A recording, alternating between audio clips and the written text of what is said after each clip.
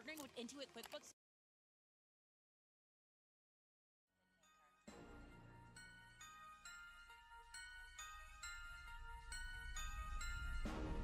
Ice up, son. What's up? Ice up, son. What's up? Carolina keep pounding. Carolina keep pounding. The Panthers on the prowl will continue driving down the field to the red zone. We just got a first down and 10. Smitty on the loose, wide open Ted again. Stack 6 more on the board, looking like a win. With the 6-game winning streak, put them out their misery. Brady wanna cry when the ref threw the penalty. Panthers got a hot team, Patriots the enemy. Draw the first blood, different team than we used to be. Cam swerving through the traffic, signaling a first down. Fans on their feet and the crowd getting really loud. Offense did a job off the field, there's a towel. Bank of America, stadium is going down. Defense got him pushed back to the end zone. Hardy with the sack, that's a safety and we got the ball. Rushing on your shotgun, staring at the barrel, y'all. All New England fans hear him saying that ain't fair. Ice up, son, what's up? Ice up, son, what's up? Carolina keep pounding. Carolina keep pounding, pounding. Ice up, son, what's up? Ice up, son, what's up? Carolina keep pounding. Carolina keep pounding. Better watch the linebacker, he can read you like a book. Run 40 yards just to tackle Luke. Got him shook, Tobert like a tank. And D'Angelo with the fake. Stiff arm, out of bounds, 25 to game. Stewart back, healthy 3 lethal running backs. It's suicide at the wide receivers, it's a rout. Secret weapon make plays, Greg Olsen make it happen. Keep pounding on these haters, we ain't playing John Madden. Legion of the Hood, hometown goes boom. Force and fumbles, Panthers making sure the ball is loose. Jack move, Charles Johnson, yeah, he will come attack you. State of mind, mentally and physically, we pass you. Godfrey in the nickel back, and he making sure we're safe. Panthers on the prowl, we gon' come and elevate the state. Hard fought thriller, only 59 seconds left. Panther fans on the feet, heart beating out the chest. Ice up, son, what's up?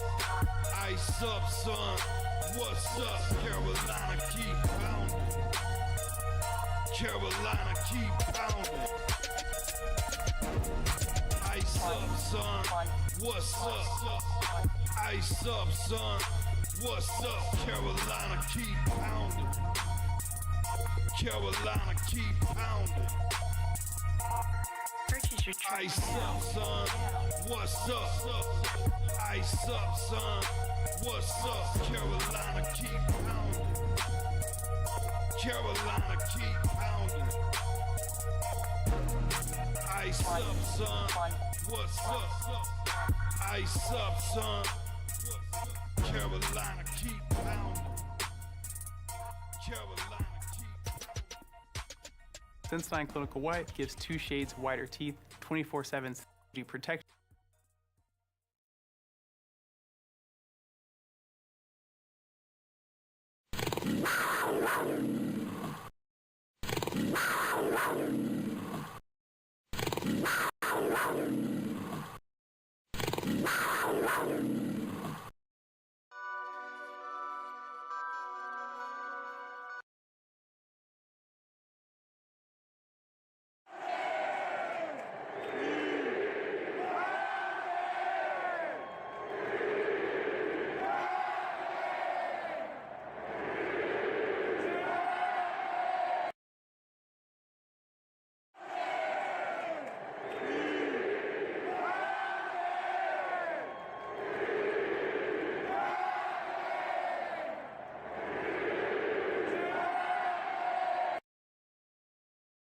What is up? Hit that like button, hit that sub button, hit that bell, select all, leave a comment down below if you feel like doing so. And don't forget to check out the Facebook group page. Keep pounding in all caps for in-game posts, polls, opinions, and reactions to NFL news, such as scheduling for the channel and for the Yahoo Sports app, Keep Pounding Fantasy League, which will be starting up at the end of this month. If you like the intro you see on your screen, go check out Lindara Ty on Instagram to enhance your streaming experience, content creation. Starting with her last name, Ty, T-A-I Lindara, Lindara. She's looking for new clients. She's awesome to work with and fairly priced. And just check out Monster Sub and Grub out in Spartanburg, South Carolina. The owner's a Panthers fan. Tell him we sent you.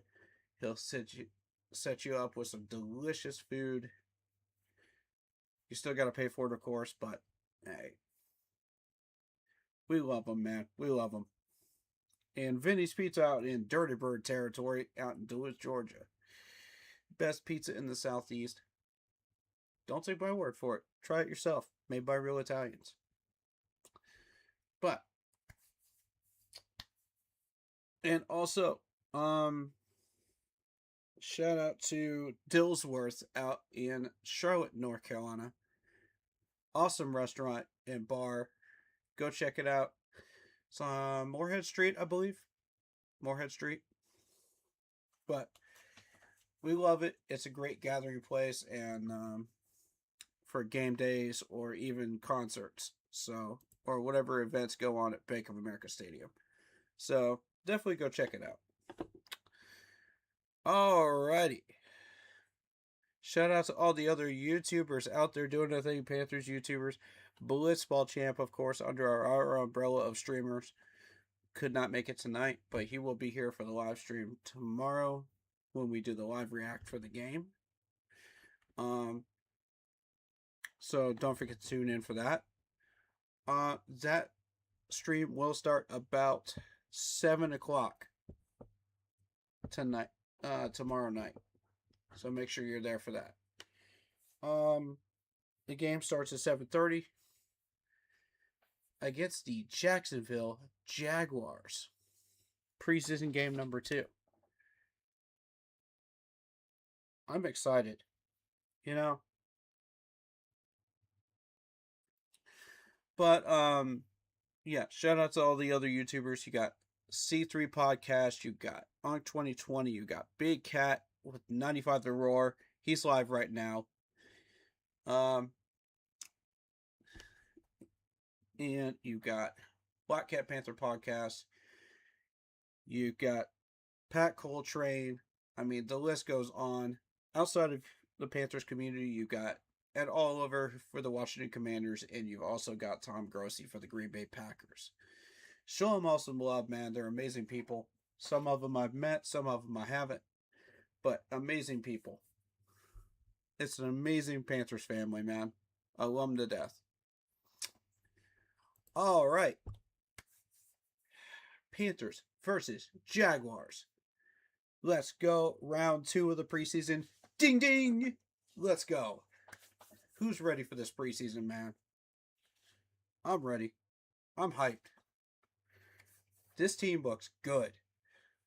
I mean, we had a rough game against the Bills, but I mean, it's the Bills. They have a lot of depth.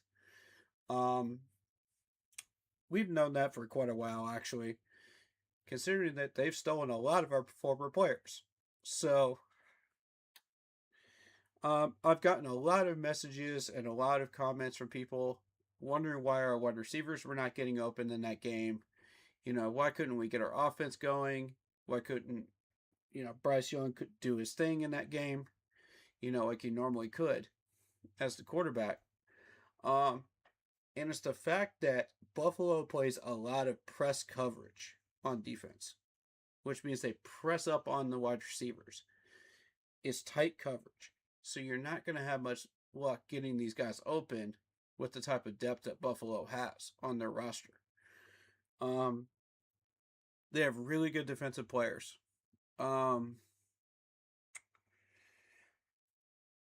So naturally, it's going to slow down a few drives, and it didn't help that I think it was Stone that gave up a sack Was it Stone or was it somebody else? I forget who it was on the offensive line. But Stone's fairly new to this offensive line, so I'm not surprised that he would have trouble um, figuring out what's going on, with our system and whatnot. But overall, I think our offensive line did fine in that Buffalo game. I'm fairly satisfied with it. I was looking at Freeling. I know a lot of people were asking me about Freeling, the new rookie right tackle that we got, and he did a, a pretty good job. I'm pretty happy with him. We didn't see any pressure come from that side, and let's be honest, I'm not sure whether it was Greg Rousseau that was on him or whether it was the other defensive end that was on him, matched up against him. But to be honest, there was no trouble over there. None. So I say that's a good start for Freeling, and I'm excited to see what else he can bring to the table for us. That was a really good defensive outing for the Panthers, to start out the preseason. And an excellent start in the Hall of Fame game against the Arizona Cardinals. So I'm excited to see how this defense is going to evolve as we keep moving forward. The problem is we still need to figure out deep coverage for the secondary. And we also need to figure out run stopping at the defensive line. Those are the two main things that I'm concerned with right now on that defense. Hey, Sarah. What's up? Welcome on in. And I love your cat profile picture, by the way. That's awesome.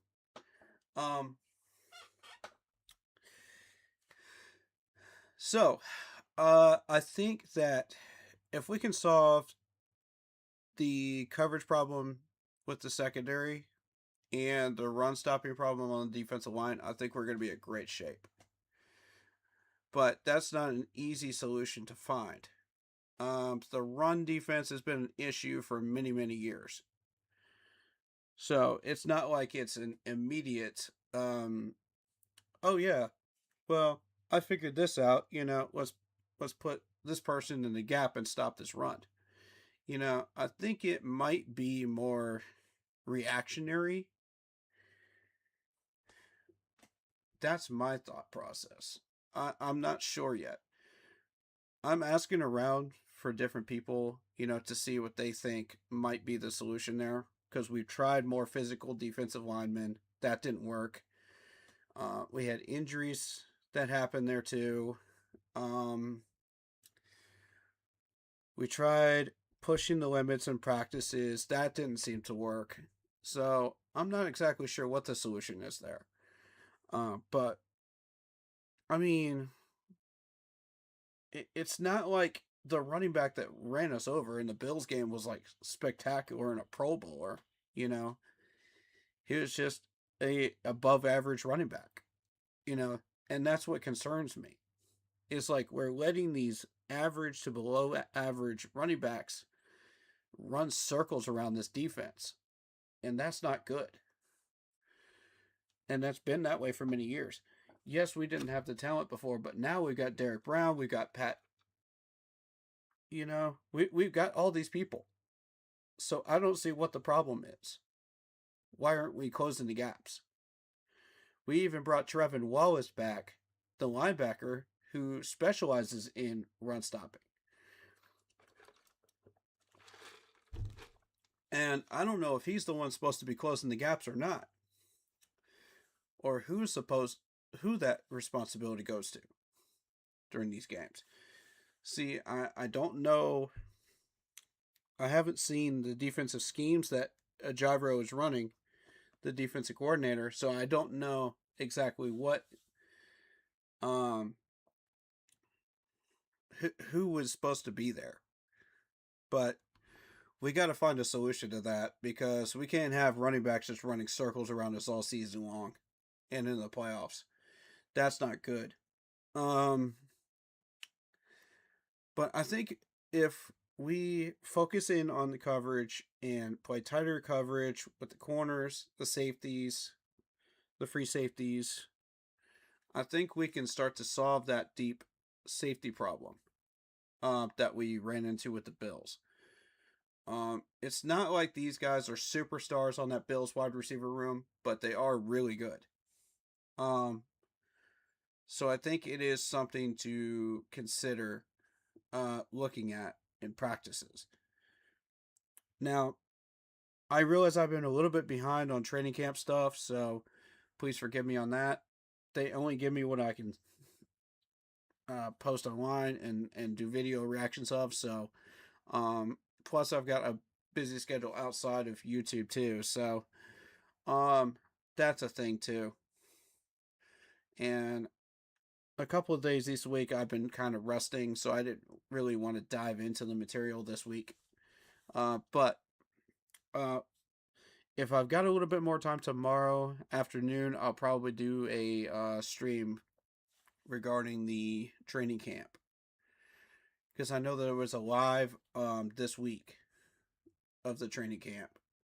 So I want to go back and I want to review that and slow it down, put it in half speed, and just really look at some of these plays and analyze them. Because I could do a better job of that when it's a VOD, rather than just reacting to it as it's happening. So, that being said, the Jacksonville Jaguars are up. Now, this is a team that won last week. And I'm trying to see who they beat last week in preseason. The Saints. Okay, 24-20. All right. So let's see what went down in this game. I'm going to put it up on the screen for you.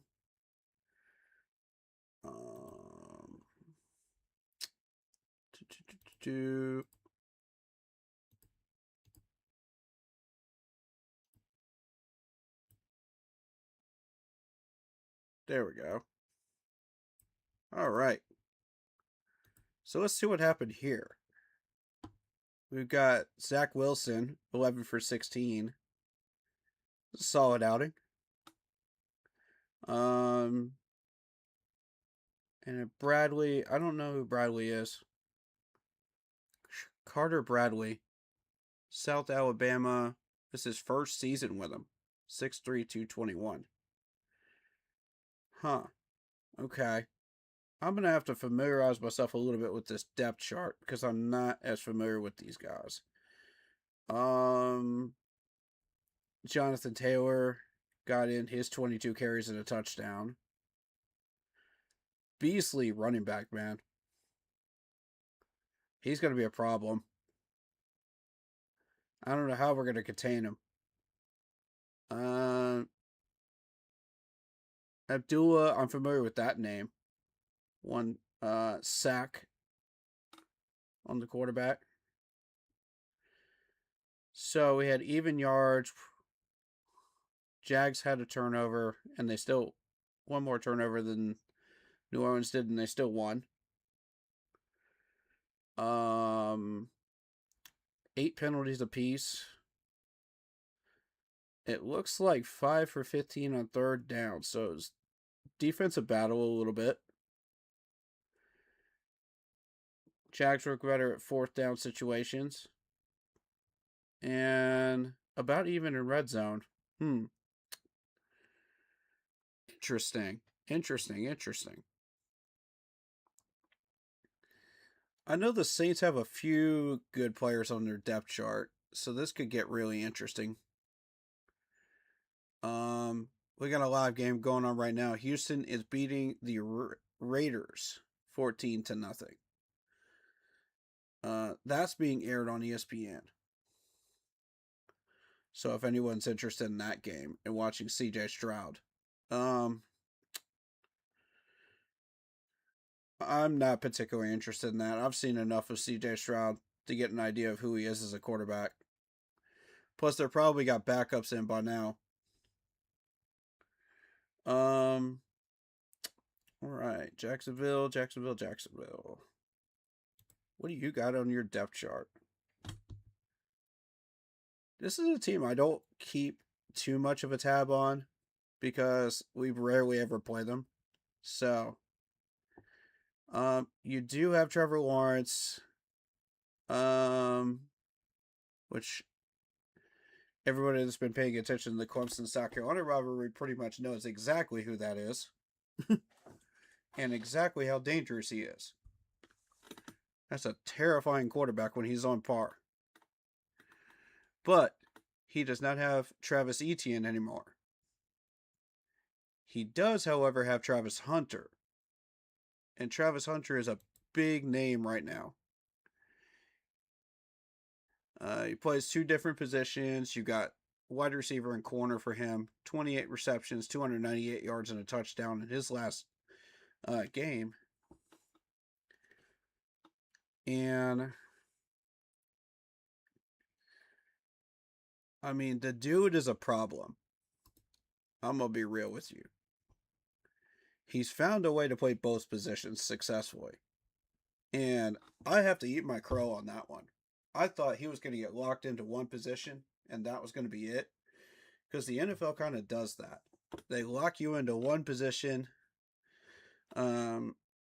either offensively or defensively, if you play both positions of an offensive-defensive variety going into the NFL. But I mean, say if you're an offensive lineman, you could be versatile and you could play any of the 5 spots as long as you're trained how to do it, you know.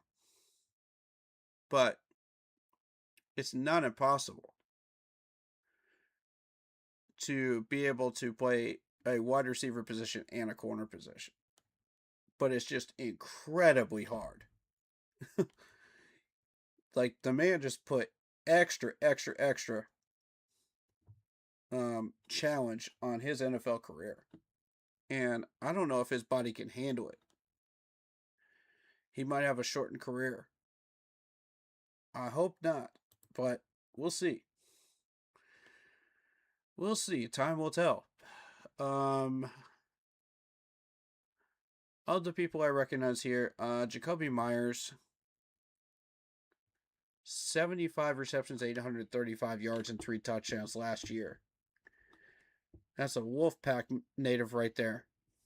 Very dangerous wide receiver. He's entering his 8th season at this point. More of a slot guy, to be honest. He's kind of underneath. You don't see him as much. But he can be dangerous. He can definitely catch the ball.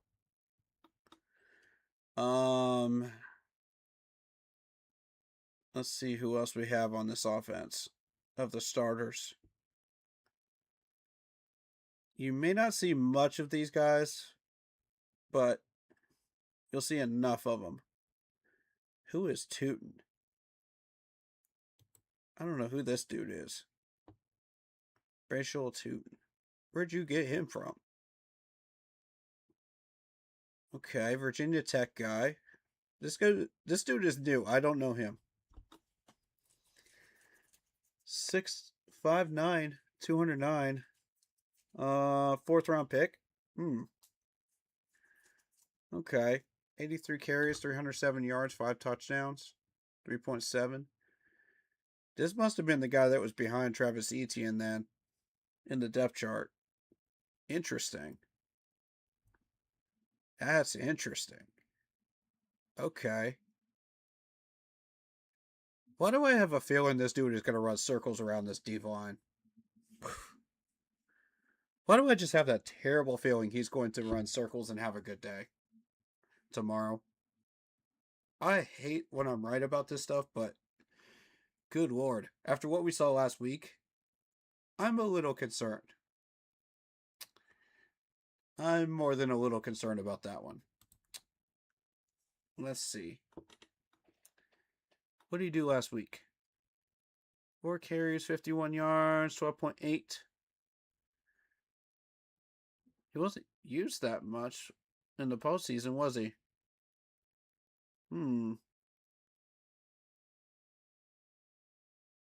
Throughout the year, I mean, the average rushes aren't that exciting, to be honest. The Jets. 7 on Seattle was impressive on 2 carries. He's not used that much, is he? Less than 10 carries a game. That's interesting. All right. Well, we may not see him much.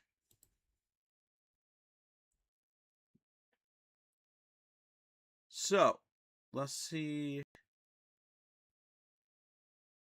Nick Mullins, right? Why did Nick Mullins not get any reps during the Saints game? That's what I'm wondering.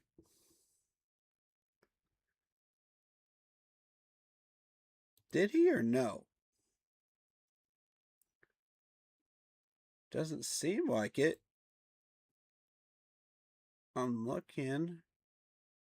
No, he didn't get any reps. Why not? That's curious. That's very curious. If you're a second string quarterback, you should be at least getting some reps if you're 8th season in the league. Huh. I don't know that I like that. All right. Let's see. Right. We looked at Carter, and Joey's probably going to get some reps in this one too.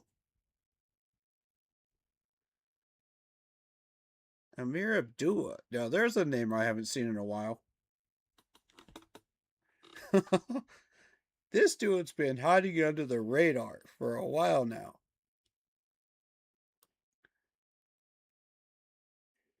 Man, the last time I saw you, you were in Indianapolis, my friend. Let's see. 14 carries, 60 yards, 4.3. Oh, yeah, he's still got it. He's still got it. He's just real old now. He's 33. Yeah. 5'8", 203. Yeah. Nasty running back right there. Oh, boy. Yeah, that dude's going to get 50 yards on us for sure.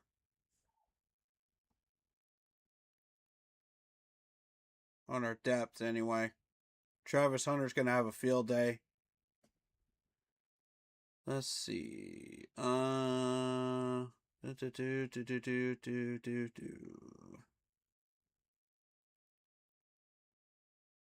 do I recognize off this list?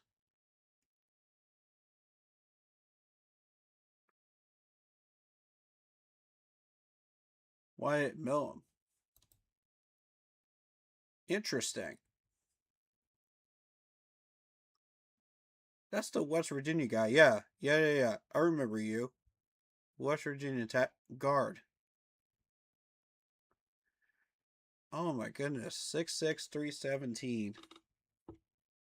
I've been wanting to take a look at him. I've been wanting to see what he could do. I've heard good things about him.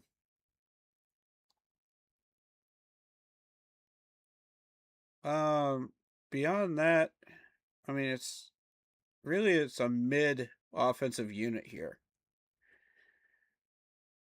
I could be wrong. There could be some hidden talent in here. But right now, I'm thinking average to above average group, mostly. So,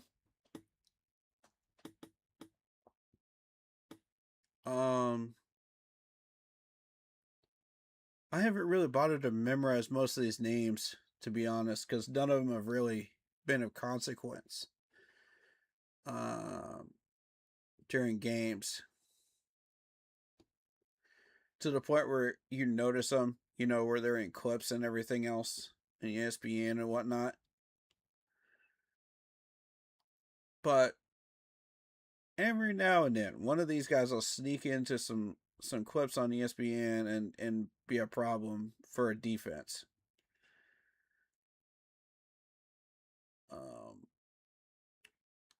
Parker Washington.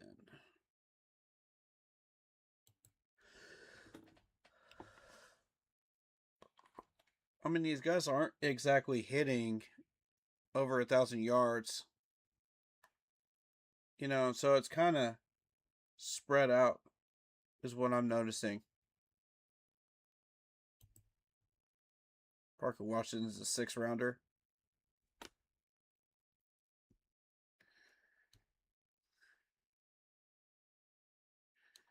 Yeah, if you guys have questions, please do ask. Especially if you don't understand something. We welcome in everybody, and especially if they have questions, and we want to accommodate everybody, And even if they're the most basic questions in the world about football, I'm happy to answer them. We could slow down content, and we could do that for people. I have zero problem doing that. That's what it's about, because we're trying to get the kids involved in football. We're trying to get them to love this sport as much as we love it, And even some adults don't really know the sport and are from different countries and different states, and they're some people are just new to it, and that's fine,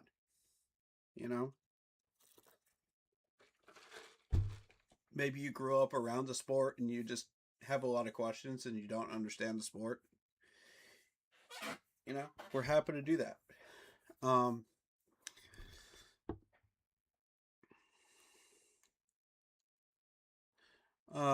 So defensively, the people I noticed right out of the gate, Ventrell Miller. 17 solo tackles, 2 forced fumbles, and an interception last year. That man was dangerous. Keep that ball away from him. 4th round pick in 23. 6 foot even, 232, and he uses all of that frame to tackle you. I'm telling you, keep that ball away from Ventrell as much as possible. Very scary player right there. Jack Kaiser is another one from Notre Dame. And Panthers fan, I know what you're thinking. When's the last time somebody from Notre Dame was a problem, in the NFL? But y'all keep thinking about, and you keep tunnel visioning our former quarterback that was unsuccessful. You don't think about everybody else coming out of Notre Dame that was successful. Such as Jack Kaiser here. 6'2", 231. 5 solo tackles. Okay, so it's a moderate start. But the dude is dangerous. I've seen him play in Notre Dame games before he was drafted. And he's a scary dude. 6'2", 231. Uses all of that frame to chase down people. And it's terrifying if you're on defense.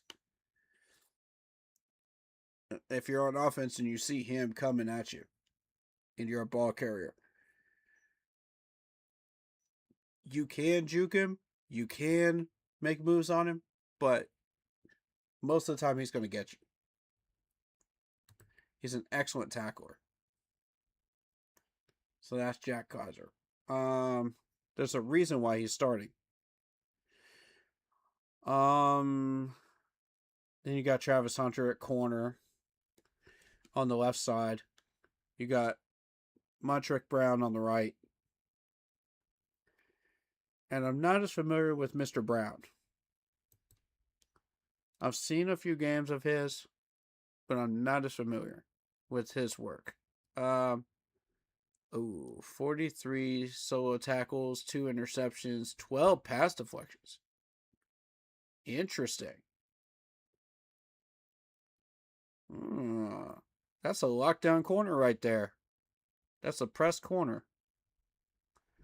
We got to watch out for him. I don't like that.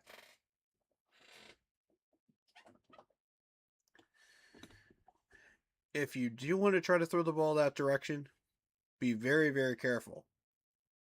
That's all I'm going to say. Most of them are going to get knocked down. Arkansas, yeah. 22, 7th round pick. Ooh. That's why I don't remember you. You were a 7th round pick. Okay. I usually don't pay too much attention to 7th rounders for that reason, you know? Because most of them don't become relevant.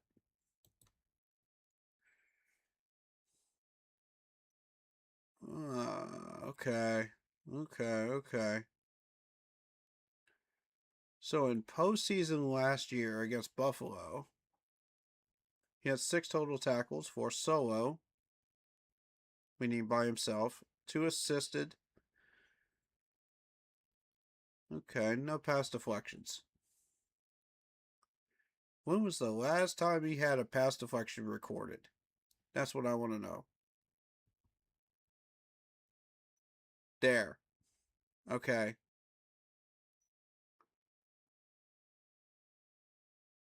There, right there, against the Colts, too. Ooh, he's consistent. Look at this row. Look at this row right here. That's 2 a game. Okay, yep. This dude's going to be an issue. And the Jaguars made the wild card last year, so they were in the playoffs. This is a very relevant team that we're facing up against. Okay, who else do we have on this roster that we need to keep an eye on?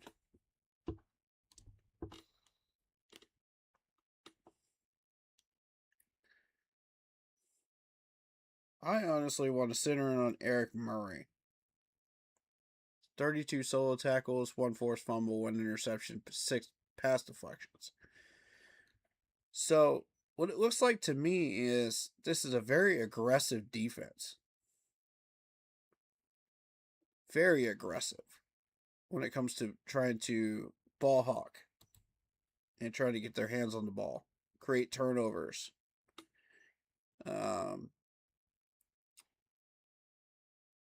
And that's not a good thing.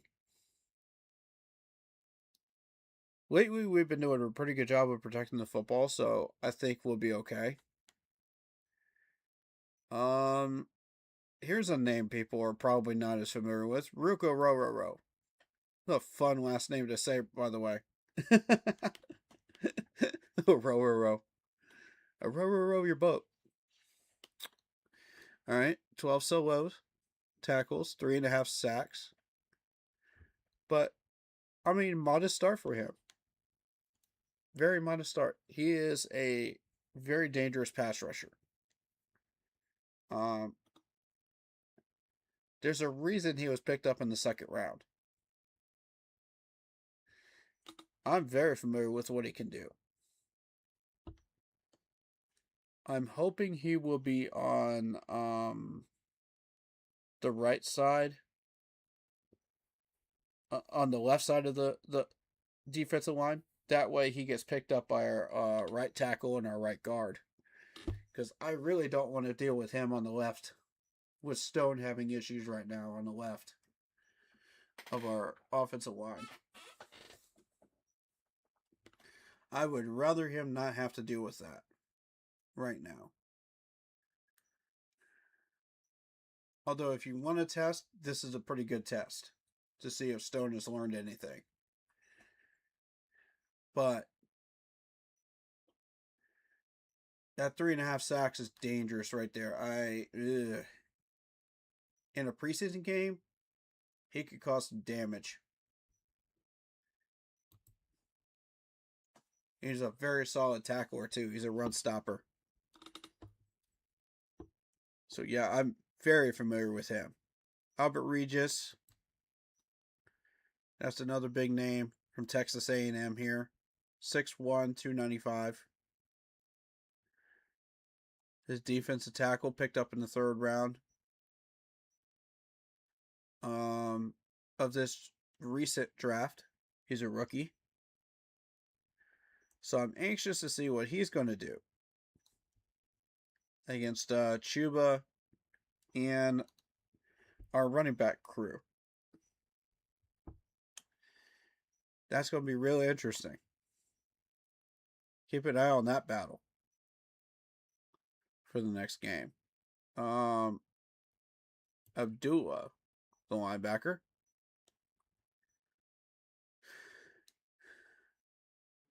Kind of a newcomer. 5th round pickup by Jacksonville. 6'1", 240. He has 6 solo tackles, but he hasn't really done much. You know, he's kind of a quiet linebacker. So I'm kind of curious to see what his tackle numbers overall are like.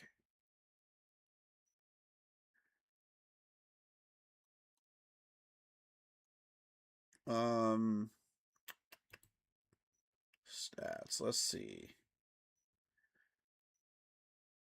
21 solo tackles out of 28. Impressive.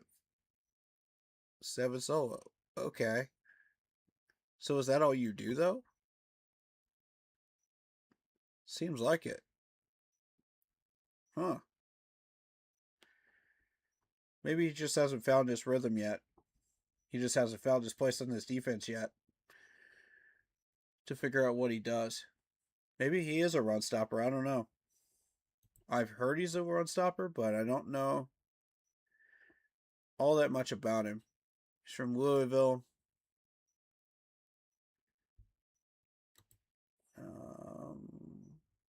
He's not a hugely familiar name to me. Let's see. Braswell.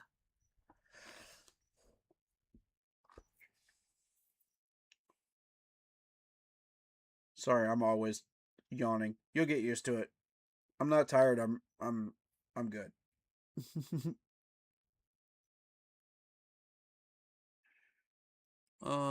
Let's see.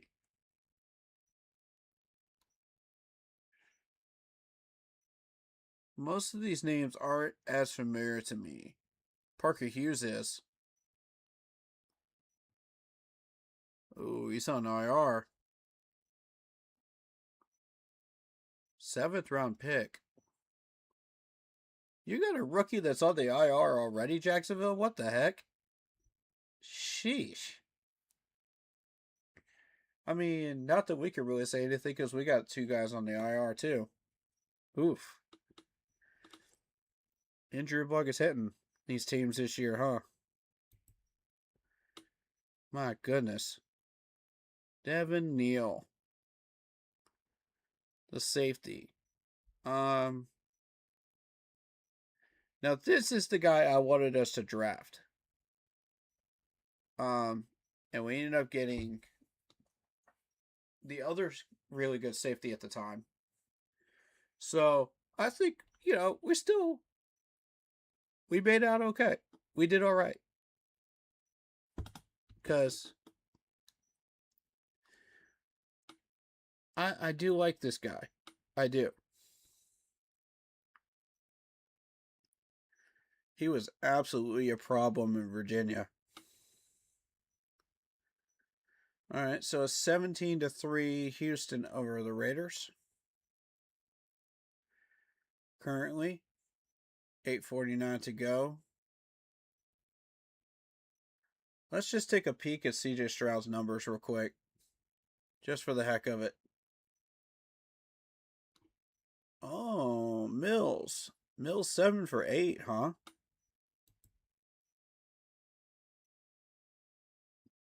I just want to take a quick peek at Davis Mills, and then we'll get back to the Jaguars. 6'4", 255, 155. Okay. Ew, that QB rating is gross. Why do you have such a low QB rating? 4 sacks against Tennessee. Oh, yikes.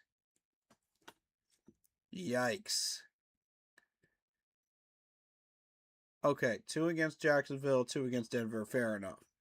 But 4 against Tennessee? Yeah, brother. That's not a good look. That's not a good look right there. At all. Like, if he wants to be more successful, he has to move around. You got to get out of the pocket. You got to throw the ball. You got to get out of it. You can't be taking 4 sacks against the Titans, bro. That's terrible. That exploits the QB rating. Okay.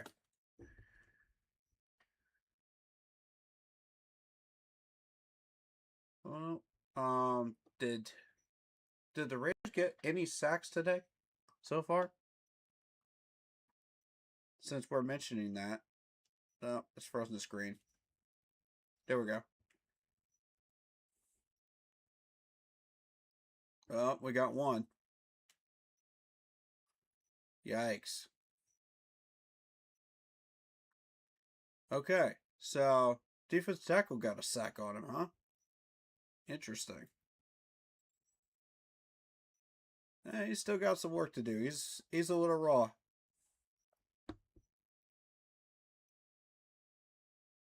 He's a little raw as a quarterback.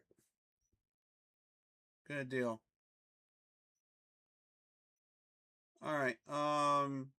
Yeah, keep the ball away from Devin Neal. I've heard some really crazy things about Devin Neal. He's a ball hawk for sure. He'll try to get that ball loose.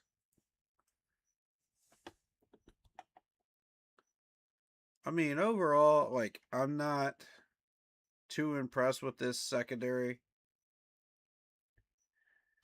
of Jacksonville. Their second, third, and fourth string just, I mean, depth-wise, they got a little bit of depth, but it's not to the point where it's scary. It's not to the point where we can't do something against it. But it's the starters we got a problem with. You know what I'm saying? Because all of these starters are really good. And there's a reason they made the playoffs last year.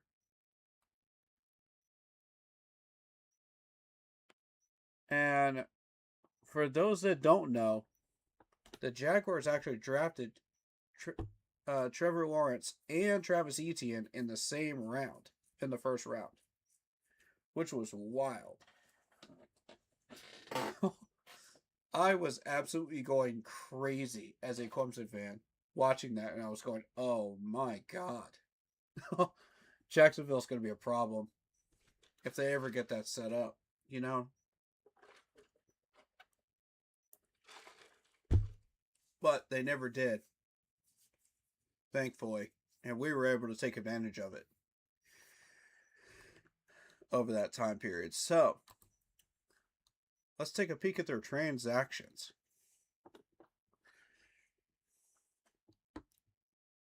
Now, I heard something about a trade with Jacksonville recently. Yeah, they traded an offensive lineman for a 6th-round pick. And they waived an offensive lineman. Interesting. Upgrade? Potential upgrade? Now, I will say this. Jacksonville's GM knows what he's doing. This is a smart GM as far as roster building and contracts, but he does not know what he's doing as far as keeping people on the roster. That's why Jacksonville has been way more successful than they have.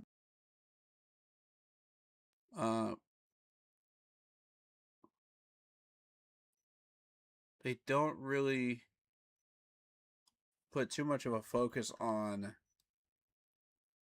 paying their players what they should pay them, which is a complete contrast to back in the early 2000s where Jacksonville was overpaying everybody. And I mean everybody. It was horrendously bad.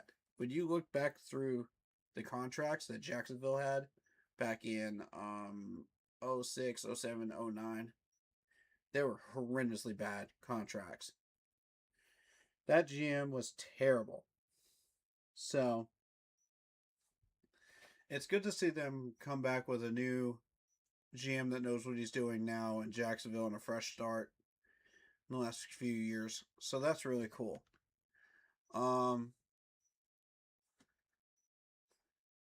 And I do have the utmost respect for Jacksonville. You know, they started their franchise at exactly the same time we did in 95. So, we've had some good battles since. These were some good games. They've had our number. We've had their number a few times. But, I mean, it's been an interesting one. Series-wise. It looks like they're mostly focused on that offensive line and linebackers, according to the transactions here.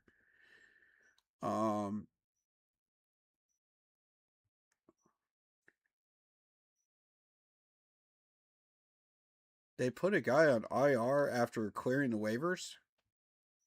Interesting. That's a curious move. They must really like this dude. Jared Bartlett, huh?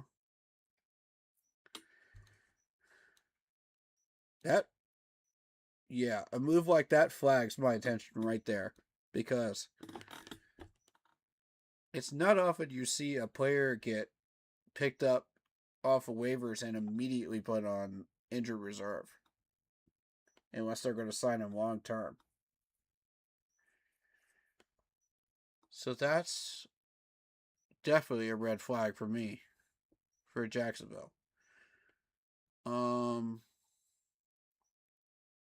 Catches my attention.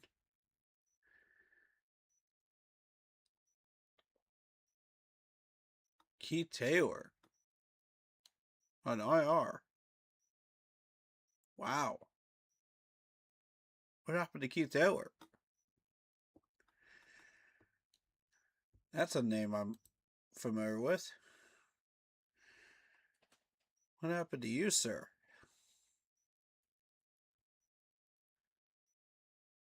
As far as training camp, I only pay attention to what's going on in our team's training camp. Unless there's like a major injury, you know, from somewhere else, or a major trade. Or a pickup from free agent list.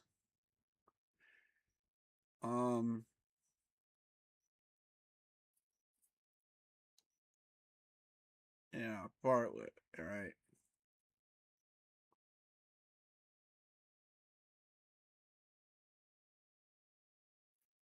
Parker Hughes is put on IR. Wyatt Mullins questionable. Okay.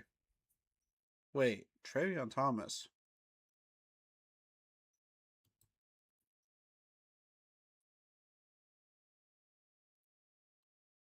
Okay, so he's had a season in the NFL now. He's from Arkansas State. 5'11", 196. Safety.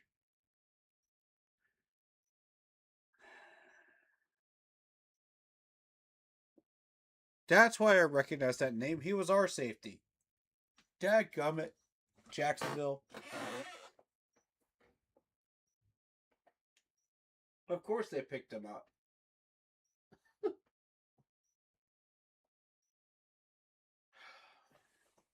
Of course they did. I mean, he wasn't even... He was on practice squad, really. He wasn't going to make the 53.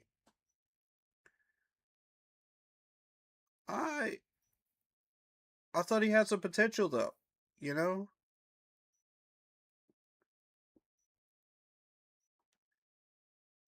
We didn't really get to see anybody in training camp last year because they closed it off to the public, and this year, too. So, Jacksonville picked him up, huh? Well, I guess now we'll see what he can do. Against us. Great. Alright. That's yet another former player playing against us. I really don't like that. Another classic case of be careful who you cut from that 90-man roster, because they can show up on a rival team's roster and do some damage to us. It has happened multiple times over and over and over again. Although I'm not as concerned about Trevion. But we'll see. We'll see. We never got a chance to fully explore him, did we? We ran him in preseason last year, didn't we? Somebody remind me. I think we did. I just don't remember how he did. Because the ESPN will delete all the preseason stuff from last year, you know, and they won't have it on here once the regular season starts. So we'll never know for sure. Okay.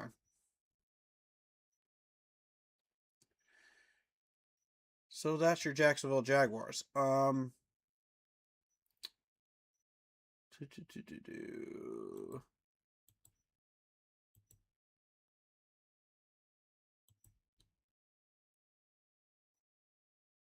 And now we're going to take a look at our team here.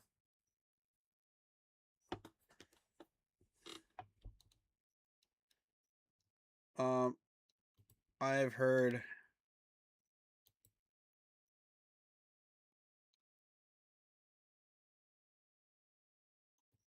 did we make any transactions? I don't think we did. Oh, we did make a couple moves. Okay. Right. We signed Darren Waller officially at the tight end. We waived Joshua Gray, the guard, and Nick Hampton. I don't know that I would have waived Nick Hampton. I think there's something there.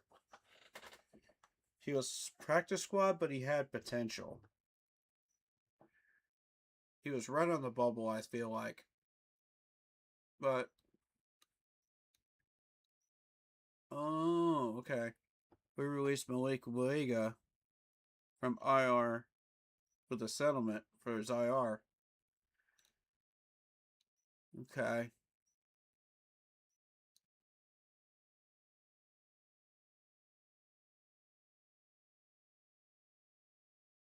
Okay, so officially Waller has completed his waivers. His I'm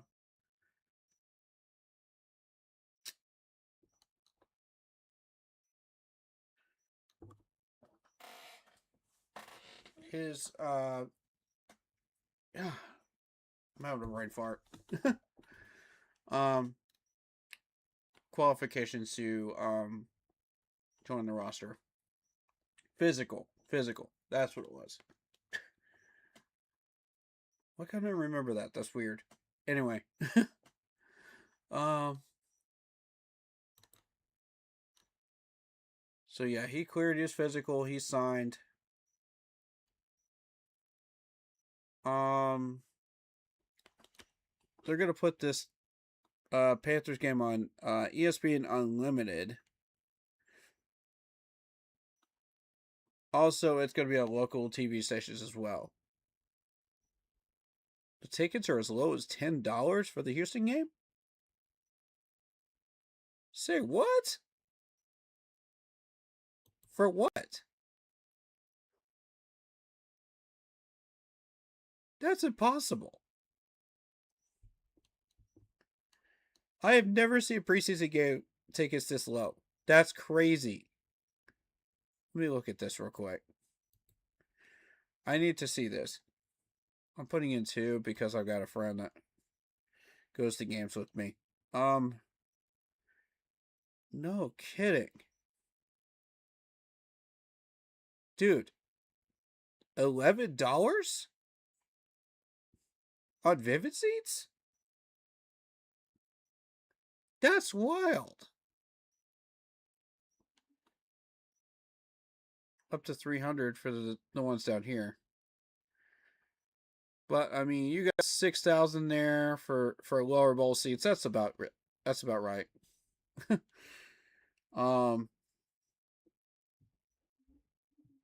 That's interesting. Y'all want to go to a preseason game? I didn't see that. I did not expect that. That's crazy. Okay.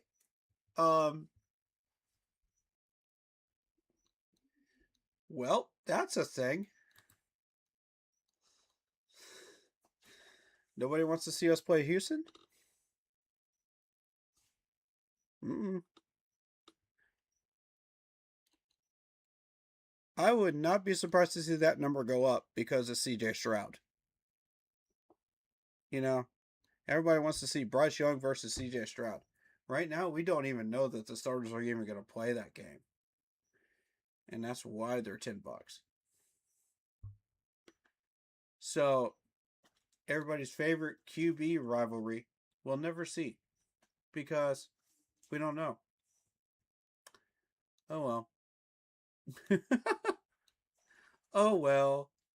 All these other podcasters just creating podcast streams just specifically for that rivalry. It's hilarious. But anyway,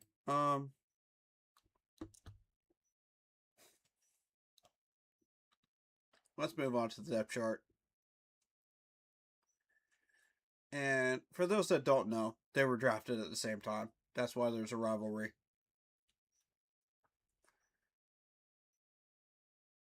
Okay. So, we've got Chuba Hubbard questionable. What happened there?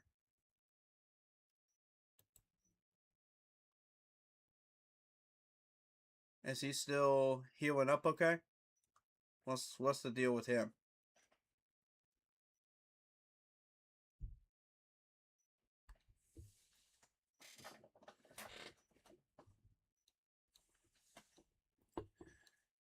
We gotta have Chuba back, man. Chuba is a monster.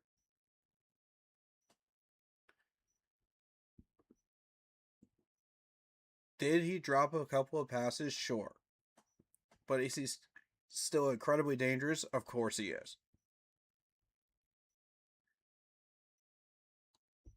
Y'all gotta stop acting like just because he dropped a couple of passes in preseason doesn't mean this man isn't deadly in the regular season. I mean, come on. 511 yards off 34 carries and a touchdown. And he's always got those numbers because Rico came in here and split carries with him. And Rico had like 800 yards. So,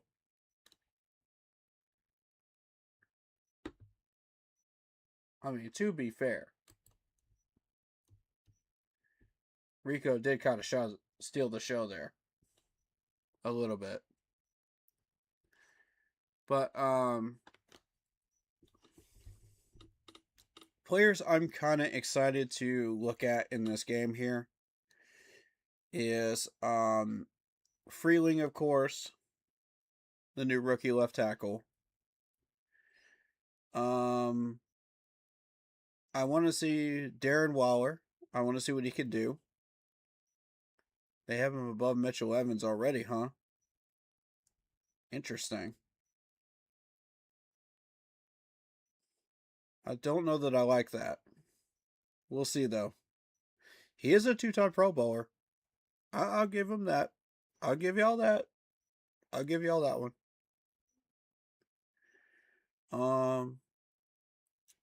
I'm going to take a closer look at Jaguars Zavala.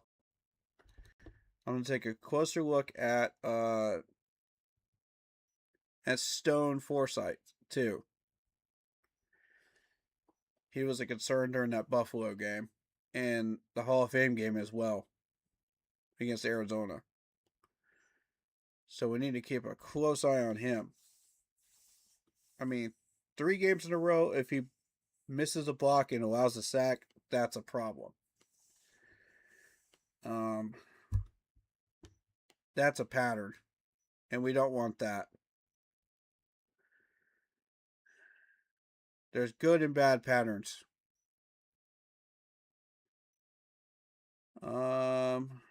Excel's back apparently. Okay. I'm going to be watching Jasheem Reed a little bit more. Again, this dude has been showing out in practice. He's been looking real good. He looked good in the Bills game as well. Very good hands. Very dangerous guy.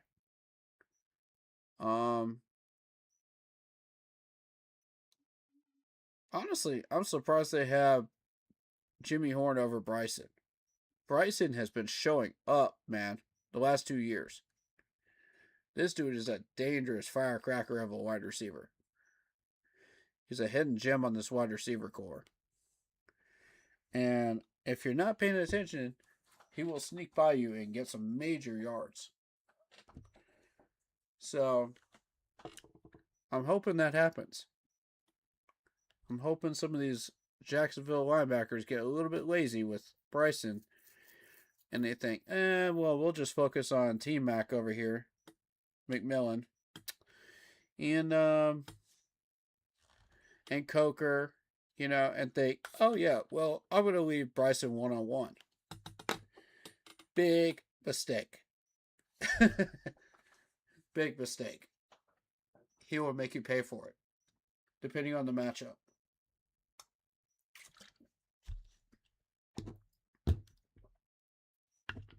I've been watching him real closely lately.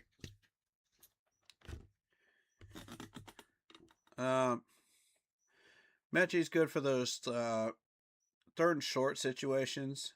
He's got great hands. Great upper body strength.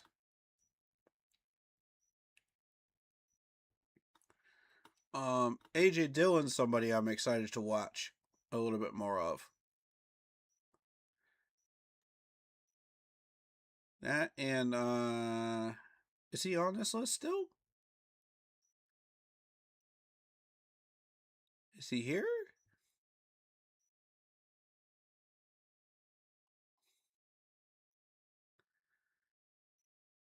Where's he at?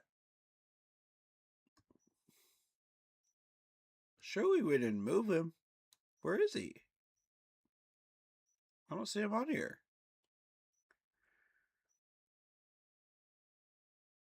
I don't understand. Did we cut?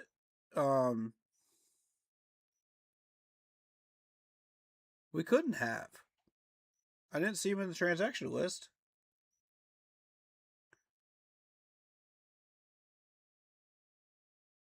Y'all know what name I'm looking for. Everybody that's been here for a while, y'all know what name I'm looking for. Tyus, right?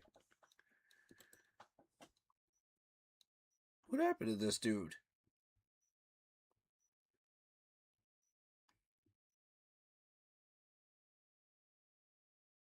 I swear to God, there he is. There he is. Tyus. I knew I wasn't tripping, Red. I knew he was still here. Why is he not on the depth chart?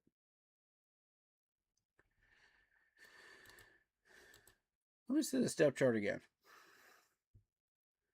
Because I know he didn't get injured. I didn't hear anything about an injury. No, he's not here. What the heck? After the game he just had against the Bills?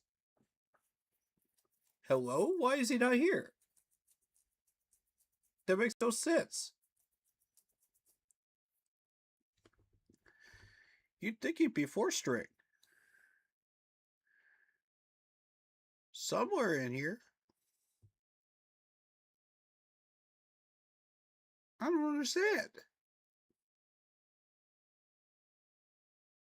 Yo, Panthers management, what are you doing, man? If you're not putting him into this Jaguars game, why are you not? I don't understand. Let's check the injury list. I want to make sure. I want to be sure. Okay, Chuba Hubbard, Haynes King. We knew about those. Derek Brown. That's a new one. What injury status is that? Somebody update me on Derek. What's going on there?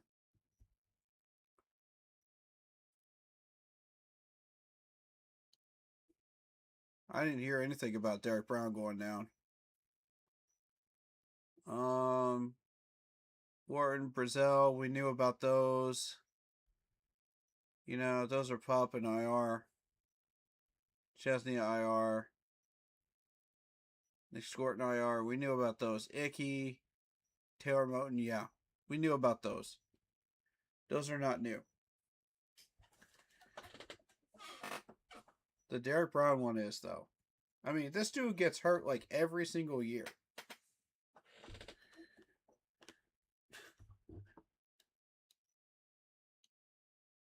I'm not ready to say we have players that are made of glass, but come on now. Yeah, I gotta stay healthy, man. And it's always in training camp practices. It's not during games. We haven't had a single injury during either one of these first two games, which is amazing, by the way. That's rare. But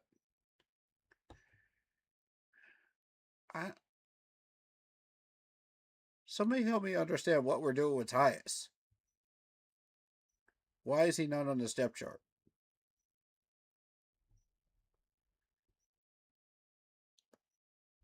We don't have him in punt or kick return either. So where is he? I don't get it. That's weird. Anyway, Albert Reese. You're new. 6'7", 330. Mississippi State. Okay. He's a rookie.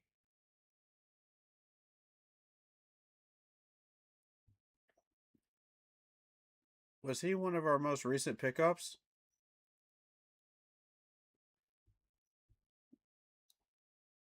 I would assume so. Okay. Brady Christensen in second spot. I like it. Although if Chandler Zavala doesn't start stepping up, I can see Jake Turahan taking Chandler's spot here at left guard. We'll see how that goes, though.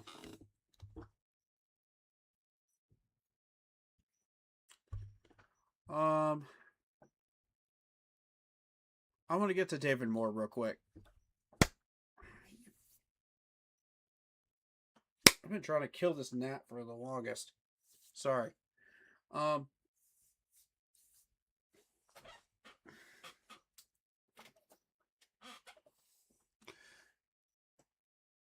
David Moore has been stopping on his routes. And it creates a problem for the quarterbacks.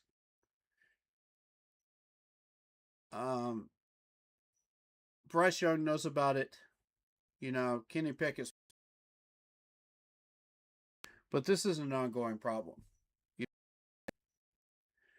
So that's why I'm not going to blame Kyle Trask for not knowing, since he was just signed like 2 weeks ago, a week and a half ago. Like, he would not know about that issue. He's probably ran a few drills with him for a couple of days, but he's never actively seen it because they probably didn't run any drills with David Moore. So my whole thing is, I can't blame Kyle Trask for that. That's 100% David Moore stopping on his route with that pick six. Well, not the pick six, but the interception in the last game against the Bills. So I wanted to quickly address that before we got into a couple of these other guys and some of these position battles.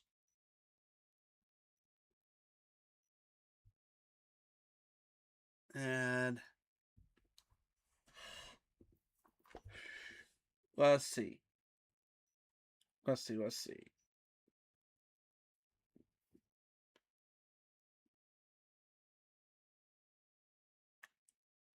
I like how this depth chart is set up. I like it. Considering the success that all of these guys have had, what is going on with Ja'Tavion Sanders to where he's dropped down to 4th? That's a concern to me. That's flagged to me right there. Because, yeah, we just signed Darren Waller, sure. But if you look at Sanders' numbers from last year, I mean, you're looking at 29 receptions, 190 yards, and a touchdown. When he did get reps, he was effective. You didn't see really any drops, to be honest. Because, I mean, look at this. 2 for 2, 2 for 2, 1 for 1. Receptions versus how many times he was targeted. So, I don't see what the problem is to where he's 4th string now. So, does anybody really want to comment on that or explain that to me? I'm kind of curious to see what's going on there. Has he just not been doing real well in camp, or what's going on? That's very curious right there. All right, let's take a look at the defense.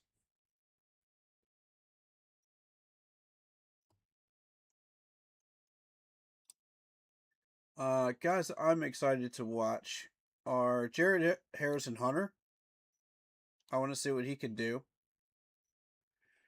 He made a couple of plays, in the last couple of games, so I want to see what he can do. Bam Martin-Scott, I'm watching very earnestly. I've seen him make some really good tackles at the right moments. And that's what I need from him. As a Panthers fan and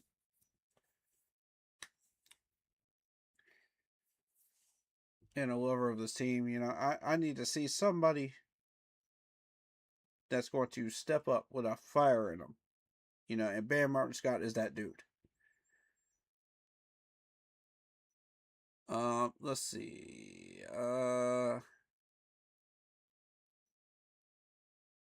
I need to watch Lee Hunter a little bit and Cam Jackson. Cam Jackson's been doing his thing, but we haven't really seen Lee Hunter, have we?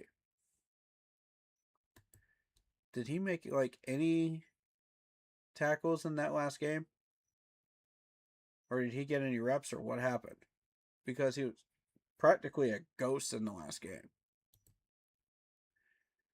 Yeah, no available information. That's not good. Did he not get any reps, or what happened with him? I mean, you're talking about a 6'3", 318-pound gorilla at defensive tackle right there. I don't understand how at some point he doesn't get a tackle throughout the entire game if he got reps. When everybody else did. That doesn't make sense. The dude takes up a lot of space.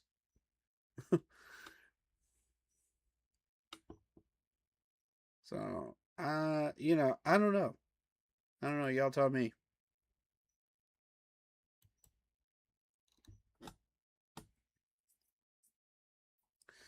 Sorry, my Wi-Fi's acting a little slow today. But yeah, how's everybody's day? Is it good?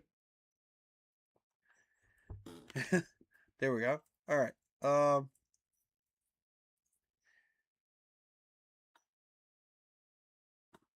Lag.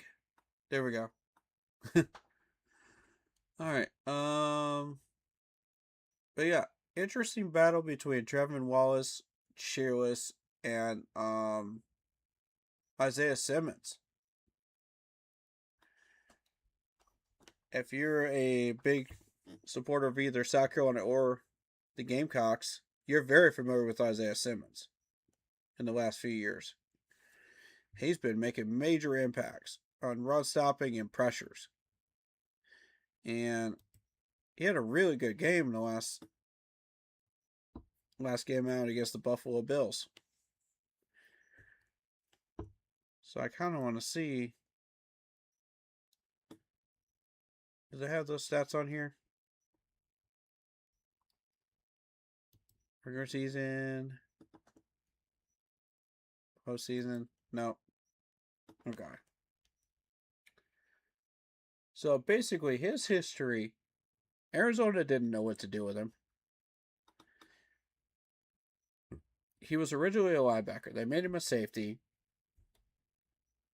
The Giants kept him as a safety for 1 year and then moved him to linebacker and safety. And neither one of them really knew what to do with him. However, he did manage to pull in 5 interceptions. And 2 touchdowns off of those.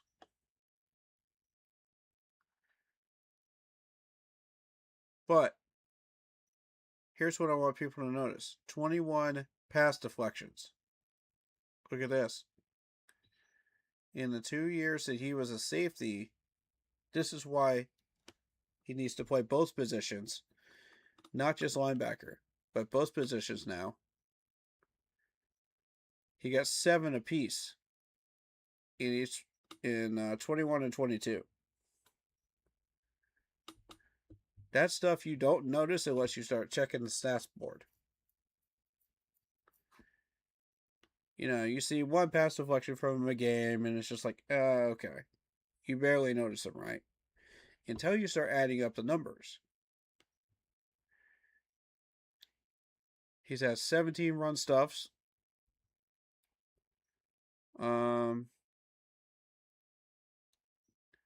Here's the number I want you to focus on. 9 forced fumbles. 9.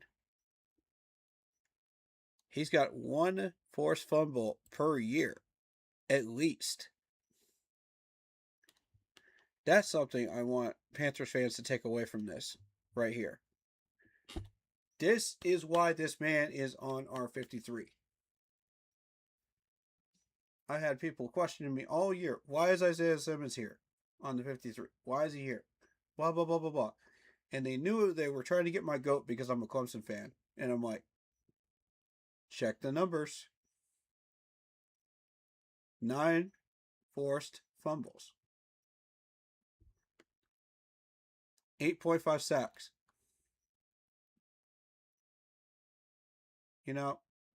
And here's the biggest number I want people to take away from this. 222 solo tackles out of 331. With 104 assisted.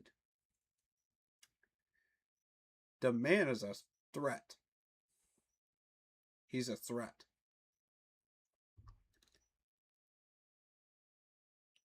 In his final year with the Giants, look at this.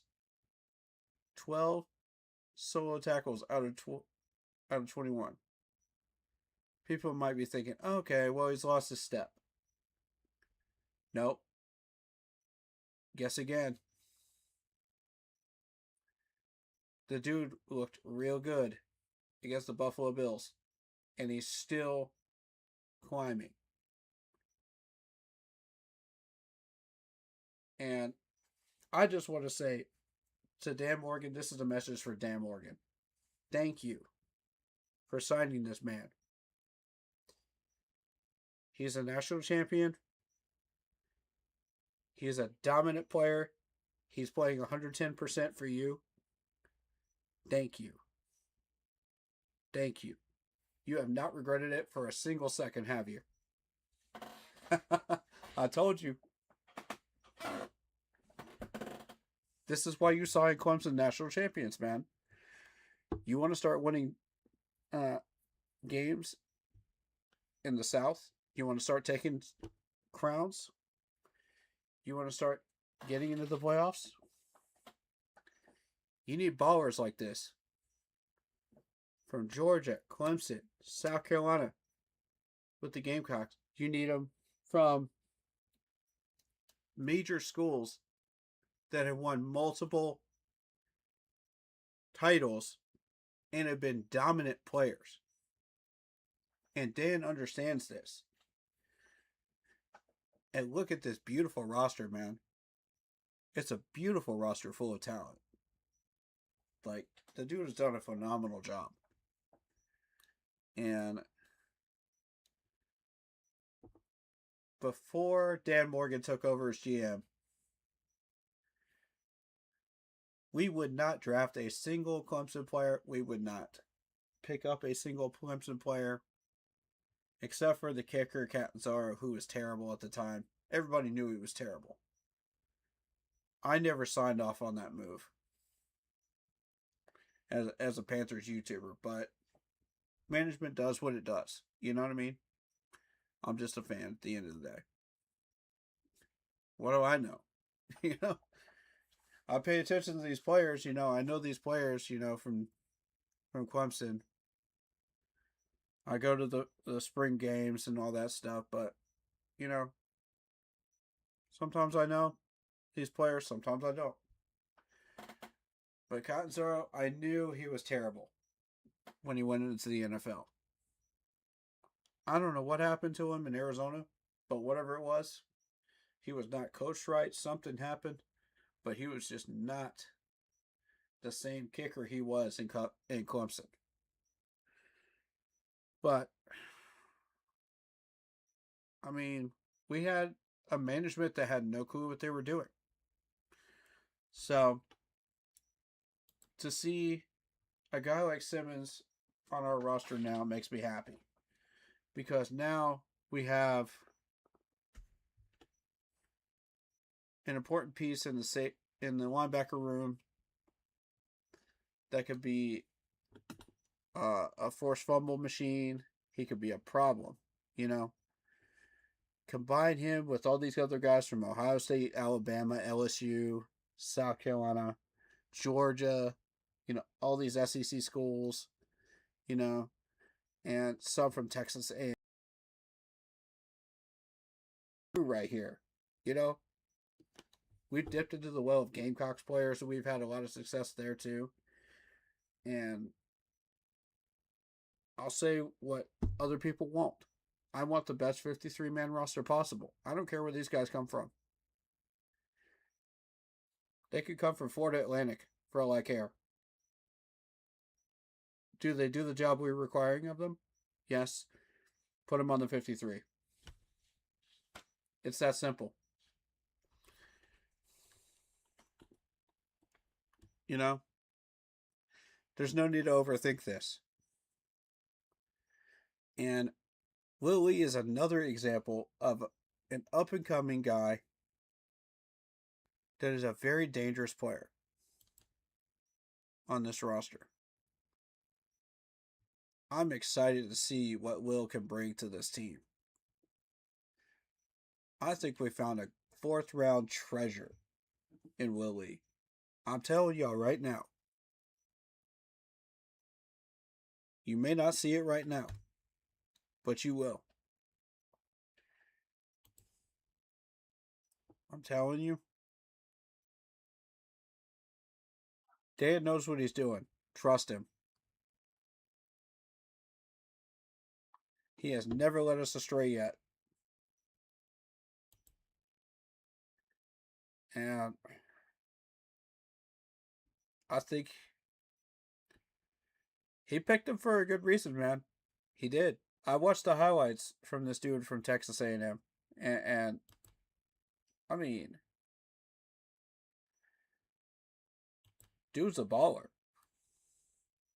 Dude is a straight baller. 6'1", 189. Yeah.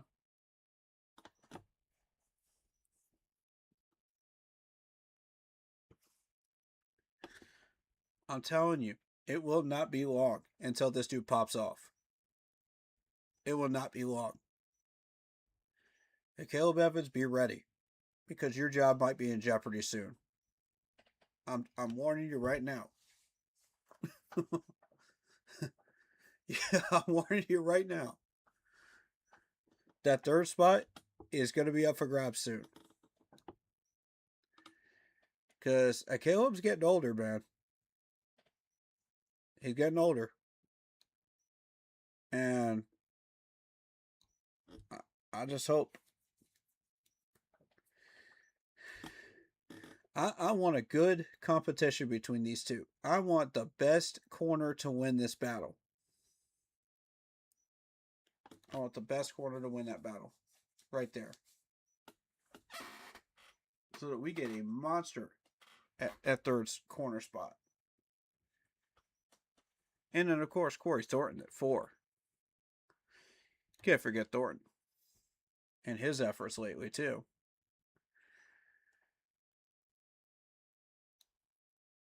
So, I think it's going to be a real interesting battle here on defense. We got some real good battles going on.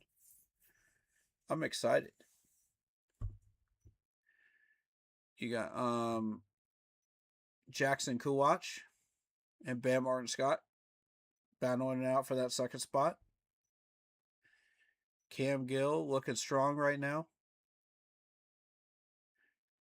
And we haven't seen Travis Gibson yet. So I want to take a look at Travis Gibson in the next preseason game here against Jacksonville.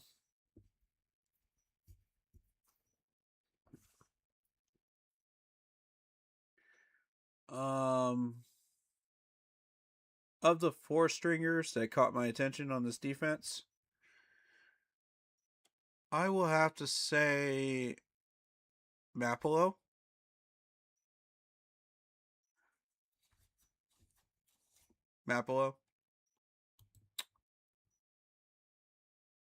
Yeah, Jackson Kuwatch has been pretty solid for a 7th rounder. Facts. Thank you, Lock Poppy. You're correct. I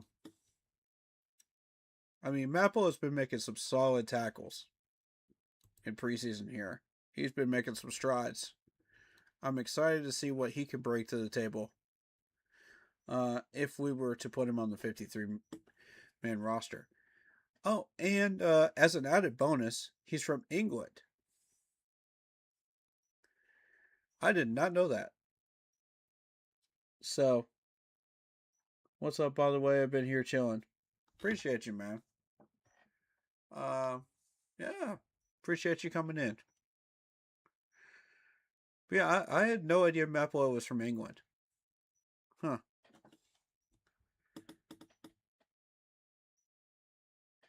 And is he like a foreign exchange player? Because I remember we did that with Effie Abada, and he was from England. I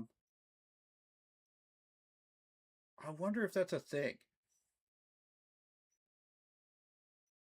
Somebody look that up and see if that's a thing. Because I want to believe it is. Honestly. Like, every year we just get one foreign exchange player. And put him on our 53. Interesting if it was true. Huh. offensively, out of the four stringers, the one I would like to see step up is AJ Dillon. AJ Dillon's got my attention right now. I want to see if he can rise to the occasion and make some plays tomorrow night. Rock Taylor has not impressed me at all. He got like 2 opportunities in the Bills game and just he couldn't create separation against the fours. And I mean, it's the fours. Come on. Buffalo can't be that stacked. Come on now. Come on, Rock. I need more separation from you, dude. As a wide receiver. Otherwise, your goose is cooked, bro.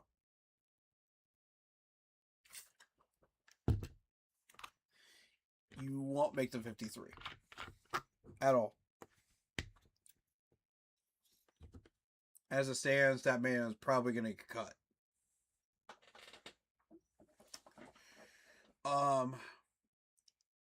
I need to see more from Stone. Stone just looked awful in the last 2 games. I need you to step up, sir. Nick Samak was okay. I thought he was alright.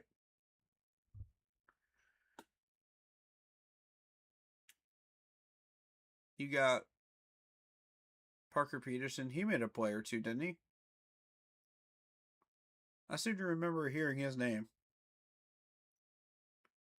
Or saying his name in the last game. The person that needs to step up in this defensive unit is Jeremiah Moon. I'm going to be real with you. Moon just did not impress me. He looked kind of mid out there, man.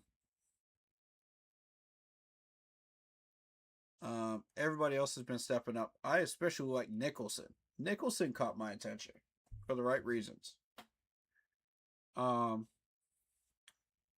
He made a really good play on ball.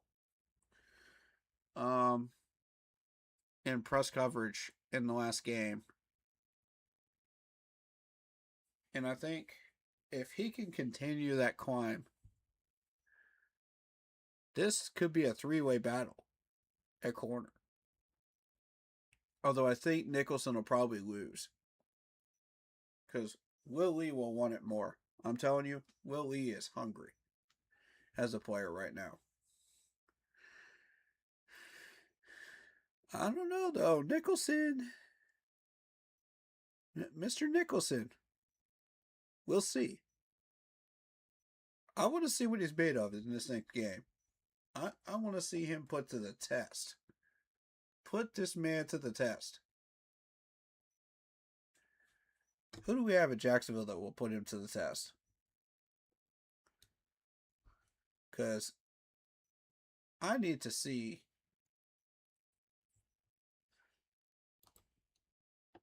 what wide receiver could we use matchup-wise to put him to the test and really stretch him out and find out what he's made of.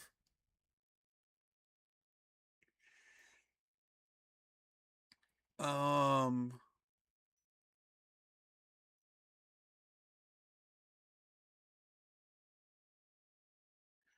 don't want him on Abdullah. How about Quentin Morris? Quentin Morris and maybe Boyd? Boyd could get interesting if they were put on him.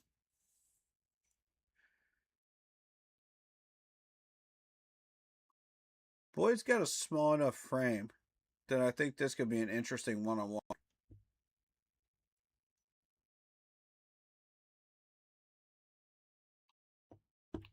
You said Amir Abdullah sucks.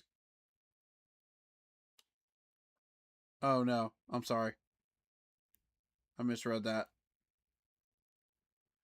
I can't see the chat. There we go.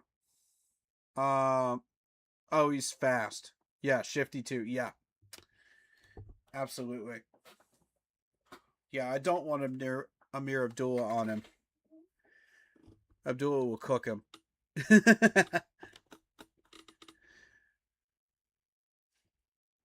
Dude, there's like the emojis button on there, right where the end of everybody's like messages are on my phone chat,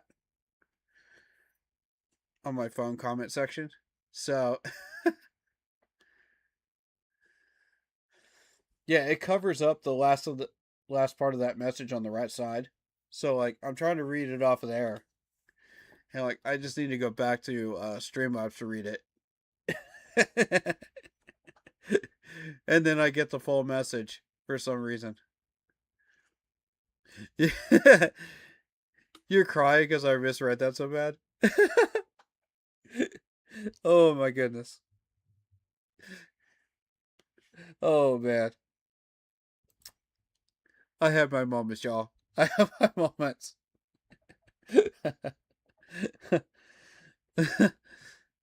Yeah, he definitely does not suck. I apologize. I misread that. But yeah, maybe put Nicholson on Boyd. That might be a good one-on-one though. What do y'all think? Would y'all like to see Brady Boyd on Nicholson?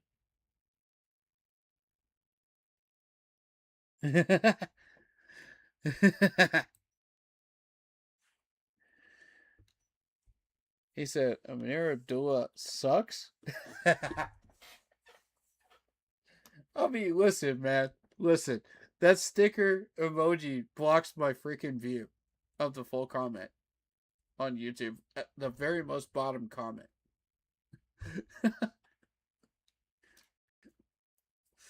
Only on my phone, though. And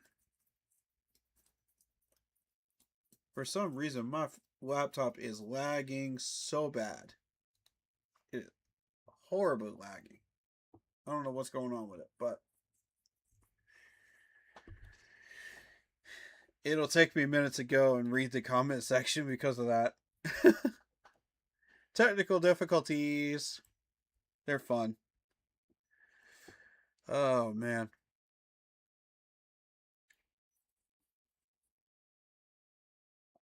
But yeah, CJ Williams.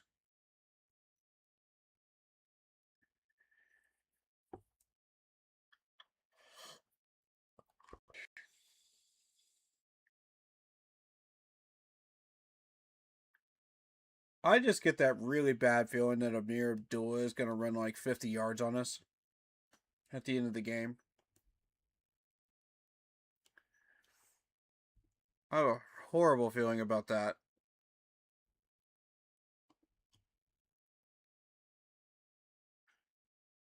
I wanted to take a look at CJ here. 6'1", 205, round 6 player.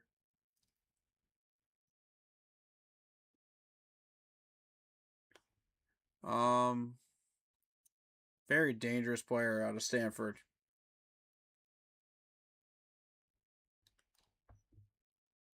Score update in Houston. We got a 20-3 Houston lead over the Raiders on ESPN. About 9 minutes left.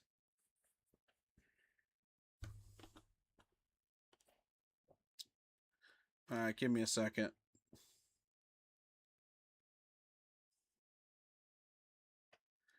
My laptop is lagging so bad today.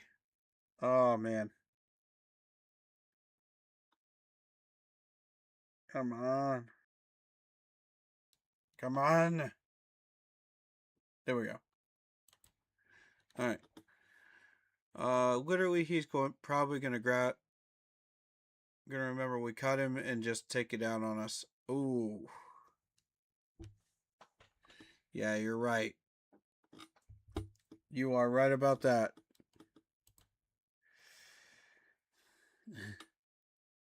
He's not the only one we cut off this roster either, though. Because I don't think you were in here when I pointed this one out. Hold up. Yeah, Devin Neal.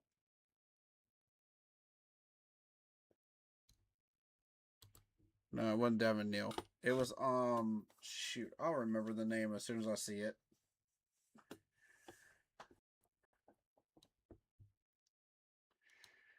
Do do do do do do do do do. As soon as this page decides it wants to load.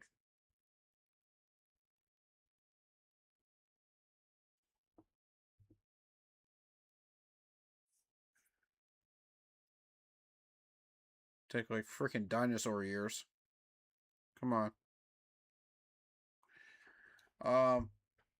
Yeah, I'll get the idea of who it is that I'm talking about, though.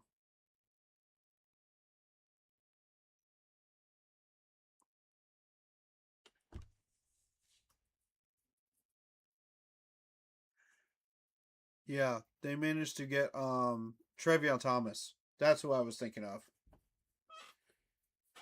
So, like I said, I'm not worried about him.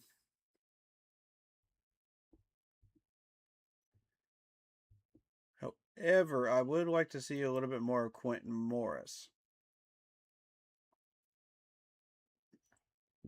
What are we doing with here? 6'2", 243, 6 catches, 55 yards, and a touchdown, 9.2 average. Not bad. 4 first downs. Oof. 6 for 9 targets. 55 yards. Career-wise, 21 for 31. 201 yards, 4 touchdowns. Okay, so the dude catches the ball. We know that. And, again, Bowling Green. This just goes to show you, it doesn't matter where these guys are from. If they can catch the ball, if they can make plays, that's a problem for us to deal with. You know what I mean? And if you have them on our roster, that's the problem the defense has to deal with. So, for the opposite team. My ESPN does that sometimes too. I actually think it's just a website problem. I think so too. It has been doing that recently, hasn't it?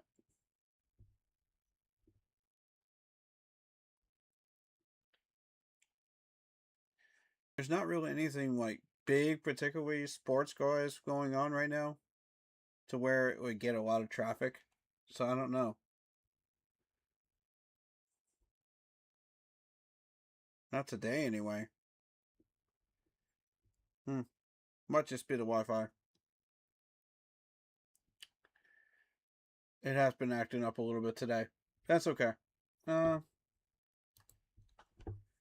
Although I do have other people in the house using it, so no, no complaints. It's all good.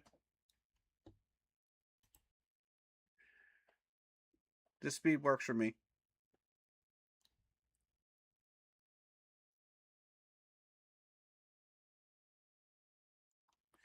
We getting stuff done. That's what matters. All right.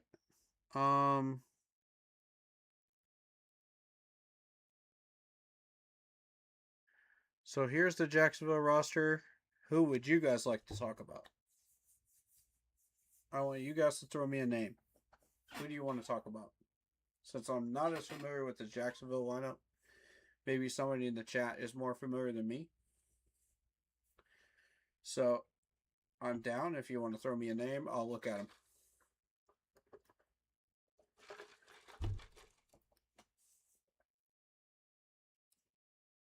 You know, other than the obvious ones, of course. Oh, we forgot to talk about Trevon Walker. Yeah, Trevon Walker's a big monster too. Um,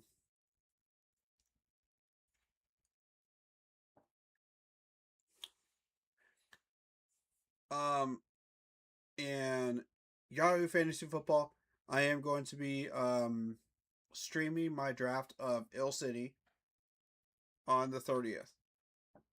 On the 30th, y'all. Mark that down in your calendars. That'll be about. I'll be starting that stream up about 7:30 on that day. Um, and the actual. Actually, you know what? I'm gonna start that stream up at 7 that day because I want to go through a mock draft that day before I go into the real one. I want to get a warm up in, you know.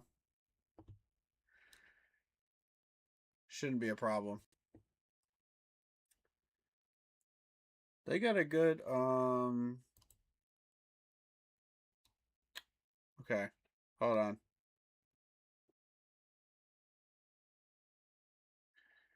Ah, dang it.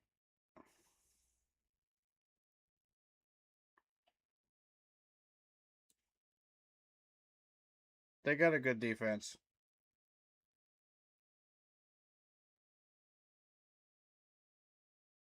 It's not refreshing.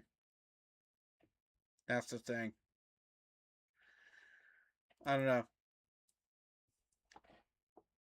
For some reason, that comment didn't pop up in my Streamlabs, but it popped up in YouTube. Weird.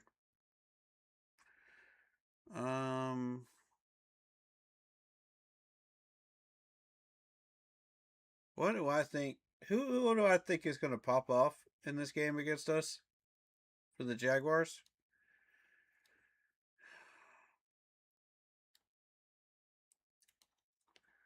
I'm gonna be real with you. I don't know. Because again, I don't know a lot of these names. These are kind of new ones to me.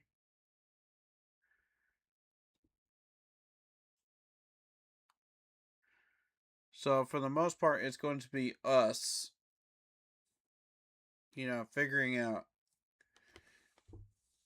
you know, are we going to make mistakes? Are we going to capitalize on theirs?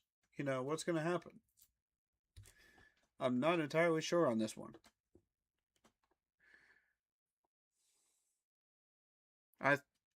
If I had to take a chance here, I would say that I think we have the better depth chart. Although I could be wrong.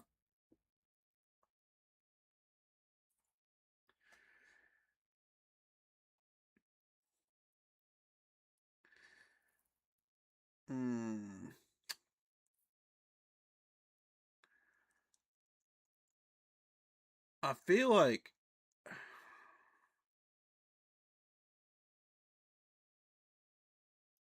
honestly, I don't know these names. I know Ruko Rororo. I know him. I know he's gonna pop off.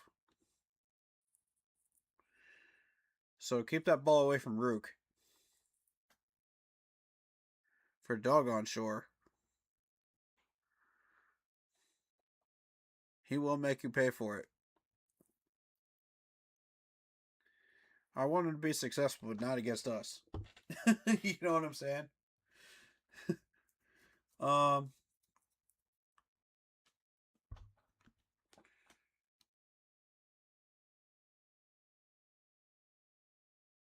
Yasir Abdullah, I think, is another one that could be a problem. Christian Braswell.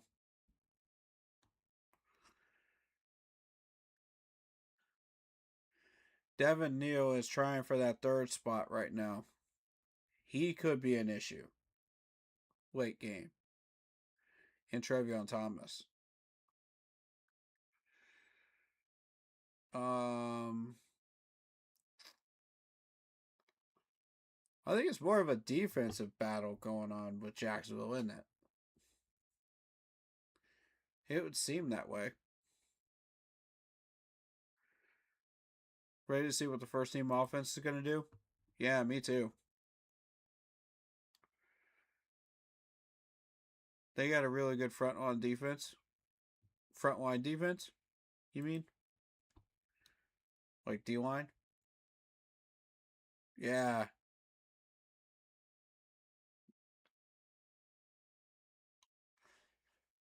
I had a feeling about Jack Kaiser, man. I'm telling you.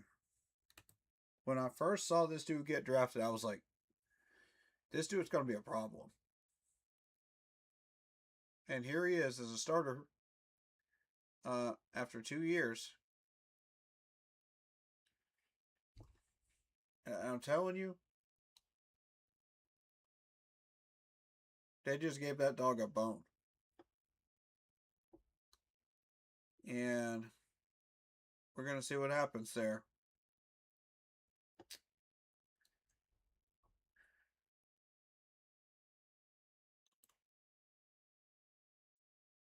He has his turn. He has learned his schemes. He has learned the team defense. He got 5 solo tackles out of it, so he made the most out of his reps. So yeah, I think he's going to be a problem. Okay, we got another live game going on. San Francisco and the Chargers on NFL Network. That just kicked off recently. I would be able to watch that, actually, because I have NFL Network. I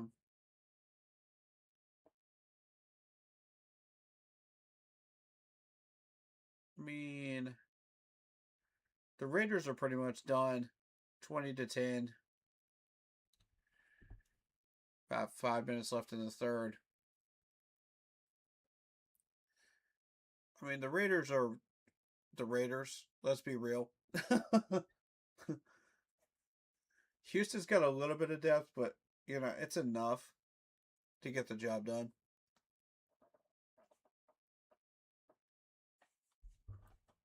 Now, I'm interested in that Chargers depth, though. Because the Chargers did really well against somebody last week. You know, to start off preseason. And I forget who it is. Let's take a look real quick.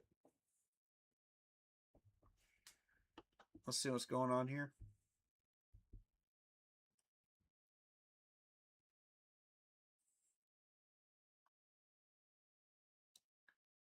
I do like to keep tabs on teams around the league just to see how they're doing.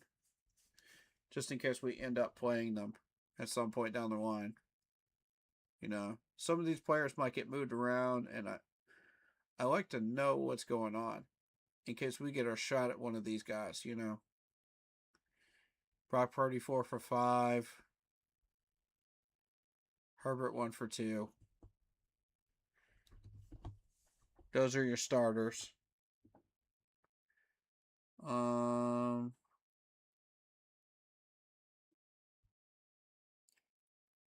Nothing too exciting going on right now.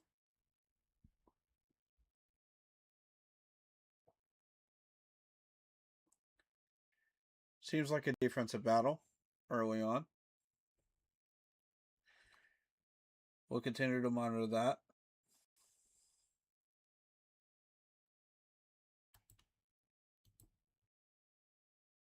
That's 2 really good teams right there with 2 really good depth charts. So I'm curious to see how that's going to work. Curious to see who's going to step up in that one. All right. Yes, indeed we do. We have 2 games going on. The other one's on ESPN. So if you don't have NFL Network, you can check out the end of that Raiders game. Although, honestly,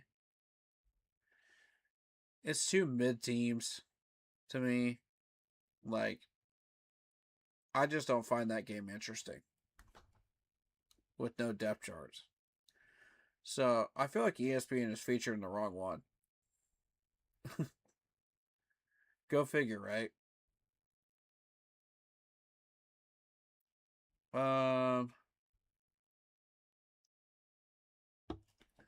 So we're playing Friday, 7:30. We got the Jets and Pittsburgh playing at this about the same time we are. Green Bay and Denver, same time as us. A little later, actually. And most of the rest of these are Saturday games, which I don't really have too much interest in, to be real with you. Let's see. Green Bay and Denver could get interesting.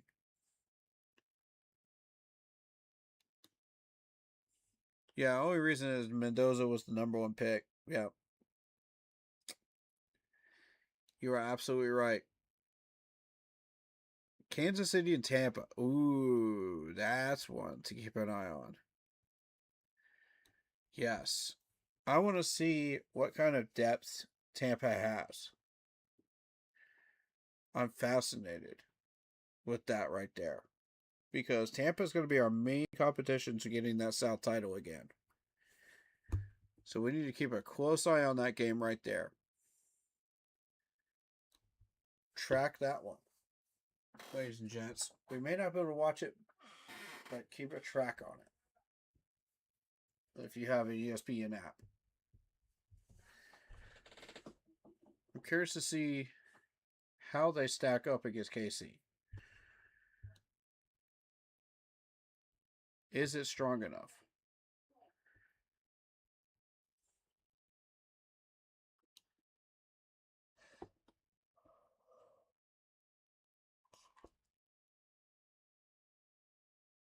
All right, so also I wanted to point out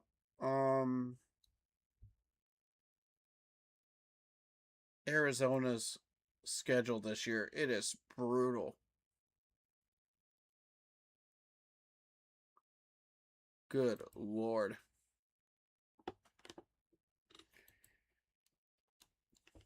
This is a brutal schedule, guys. If you're an Arizona fan, I mean, shield your eyes. This is probably one of the worst schedules they've ever had. So, I mean, going down this list, you get the Chargers starting out, Seattle, San Francisco. The Giants are getting better. Detroit is kind of mid right now, although they can still kick your butt. The Rams, defending division champions and very dangerous team. Denver, Dallas, Seattle. The Rams again. Kansas City. And then you finally get a breakdown here with Washington. And then right back to the gauntlet of Philadelphia. You get a break with New York after a bye week. So that's about a 2-week break there. And then New Orleans might be a winnable game for you. Maybe. Depending on how New Orleans is playing at that point. Raiders are a break for you. And then San Francisco to finish up.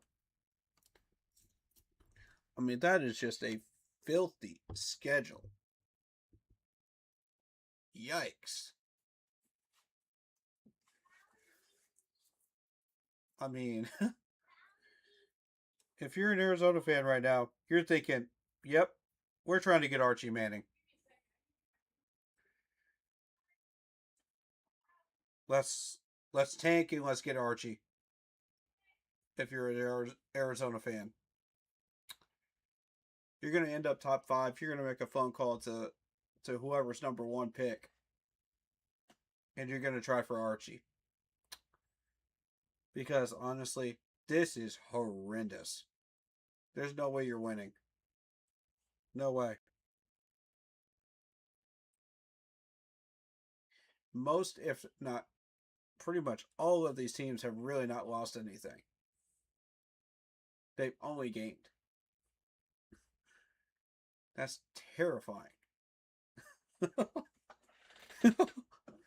I would not want to be an Arizona fan right now. I'll say that right now.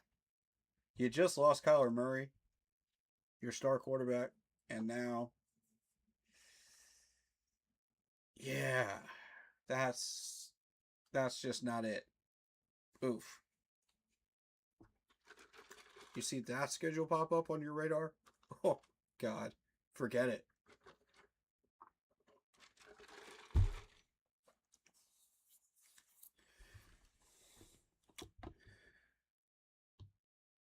What you are looking at, ladies and gentlemen, is a top 5 drafting team next year. Arizona Cardinals.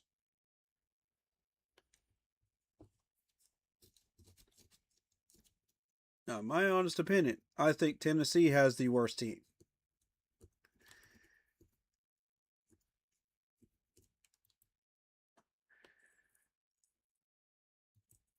However, I could be proven wrong.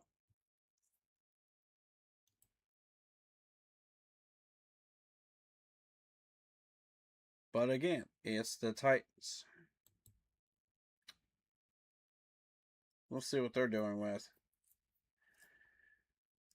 The Jets are mid right now. They can beat you. Philadelphia can beat you. Giants can beat you. Baltimore, Houston. I mean, you might have a shot against Houston. Maybe. I doubt it. Indy climbing. Cleveland's absolutely atrocious. You might have a shot against Cleveland. I'll give you that. I'll give you the benefit of the doubt against Cleveland. Cincinnati's got their quarterback back in the reins, back in the saddle. Nah, you're not winning that one. Mr. Burrow is going to slaughter that secondary. It won't be pretty at all. You're going to have a week to heal up from that. Jacksonville, Dallas, Jacksonville again, Washington. I mean, you get a little bit of a break there, I think. And then Detroit, Washington, Indy, Vegas, Raiders, Pittsburgh, Houston. Man.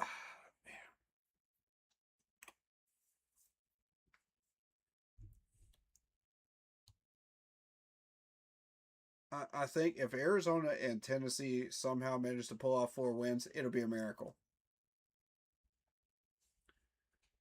I think it's 3 wins for each. I don't see 4. I just don't. Although Tennessee could surprise me. We'll see.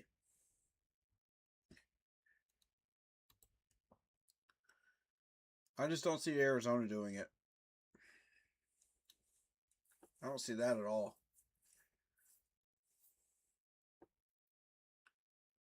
Let's take a look at their depth chart. Let's just see what we're doing with here. I jump all over the place, around the league, just to see what we're doing with sometimes. If you're new here. So, you get used to it. Yeah. Cam Ward. I mean, if you're Tennessee right now, are you satisfied with Cam Ward? Do you think Cam Ward will lead you somewhere? I mean, that's the question you got to ask yourselves.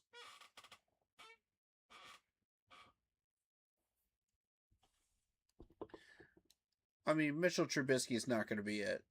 He's just not it. He was garbage in Chicago. He's garbage here too. If you can't make it in Tennessee, Mitchell Trubisky, you're done. I hate to say that, but it might be time for him to call it a career after this, if he can't make it in Tennessee.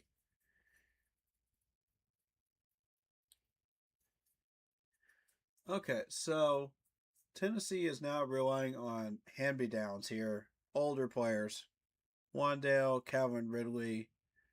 I mean, these guys are hand-me-downs, man. But I mean, Calvin Ridley used to be a monster back in his prime days. But now he's kind of dropped off the table a little bit. Just a little bit. He's still got a little bit of juice left, though. So, I mean, he's not somebody you want to sleep on the field by any means. He can still catch the ball. He can still run routes. He just doesn't have the juice and the speed that he used to. Because, I mean, the dude used to be a monster, man. Oh, my Lord.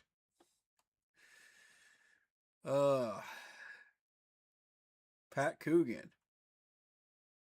Well, well, well. If it ain't Pat Coogan from Indiana.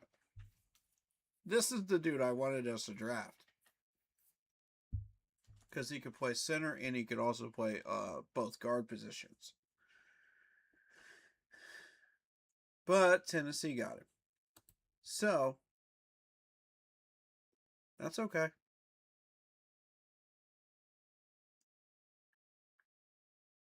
He's already second string. Doesn't surprise me. This is a team that doesn't normally catch my attention.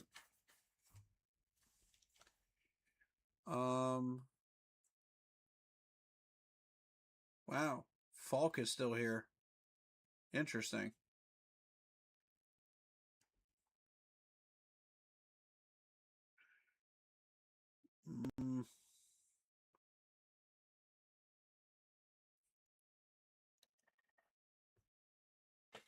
I mean, this is one of the reasons why you want to go young with all your players.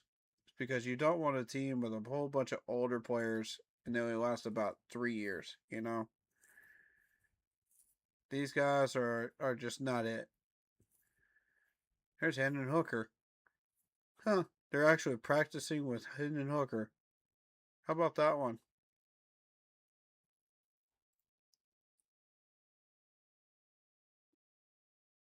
I did not expect that. I didn't know they signed him.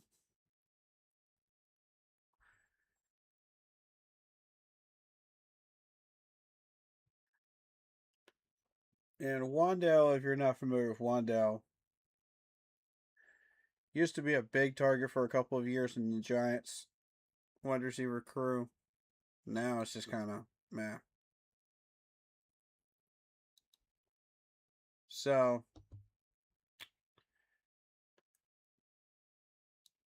I'll say this to say that if you can't make it in Tennessee, you might as well call it a career. Because at this point, Tennessee has become that destination where you get a lofty paycheck and then you ride off into the sunset. Because nobody's going to really be competitive on that team. You lost that edge when you got rid of DeAndre Hopkins and Derrick Henry. Once those two left, you're done. Tennessee, you're done.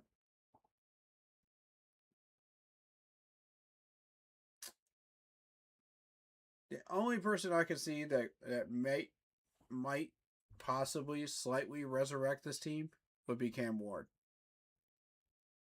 and Calvin Ridley on offense. Otherwise, I just don't see it. I don't see it for trees out of this depth chart.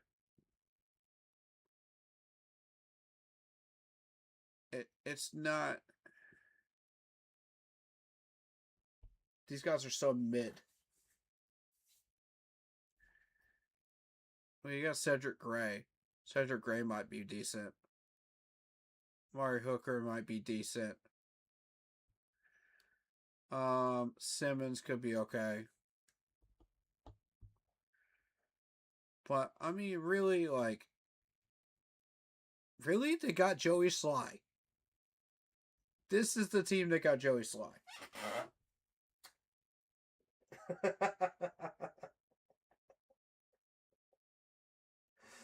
Oh, Joey. Joey. You fell into the trap. You fell into the trap, Joey. I'm disappointed. Dude wanted his paycheck. That's a shame. I really liked him. Oh, well. It is what it is.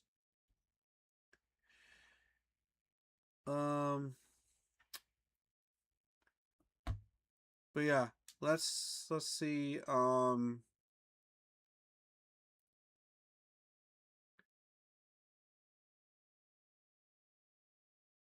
NFL playoff predictor already? Nah.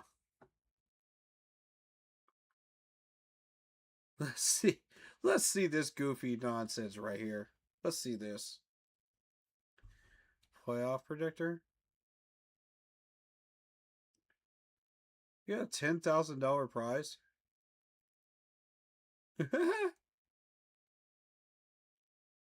Okay. Yeah. Let's have a little fun. Let's have a little fun with this. Why not?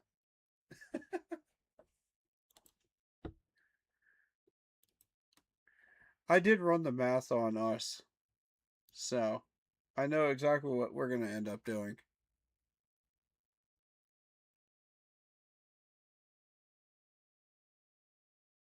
Free to play game? Oh. You know what? Let's just see what happens. We got to predict the divisions, right?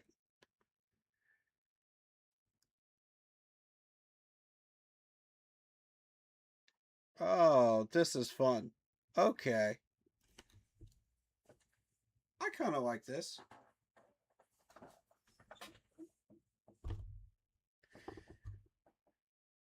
And chat, you guys can play along too if you want. Y'all let me know what you think.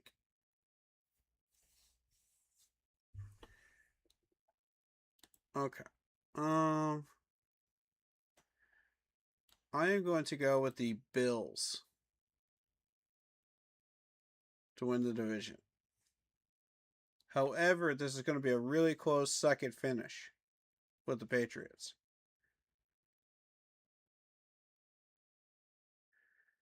That's going to be a tight battle going up to the end.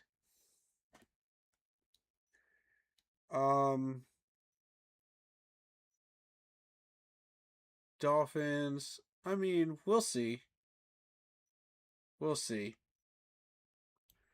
Right now, I got to put the Jets up with them. But we'll see. Dolphins might surprise me. Tight battle for number 3 right there.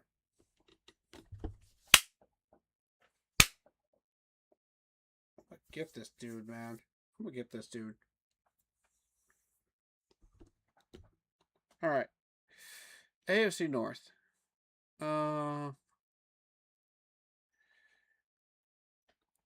Lamar Jackson still in control here. I gotta say the Ravens.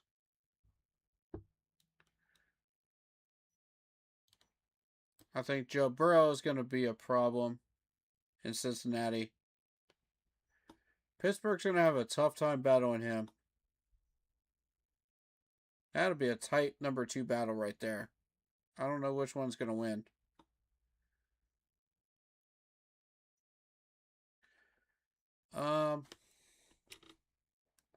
Okay, AFC South.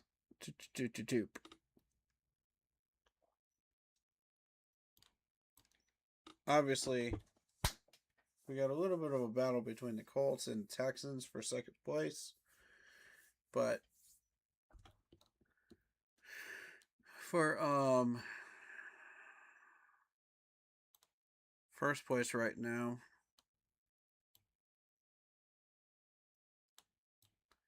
Jacksonville could sneak up there and get a playoff spot again. They could. Houston dealt with a lot of injuries last year. I don't know. We'll see. Right now, I'm going to say Texans. Because when they're healthy, they're a very dangerous team. All right. Titans, garbage team. Sorry. Had to say it. Garbage time. Garbage time, right there. AFC West. Here we go. This is the one.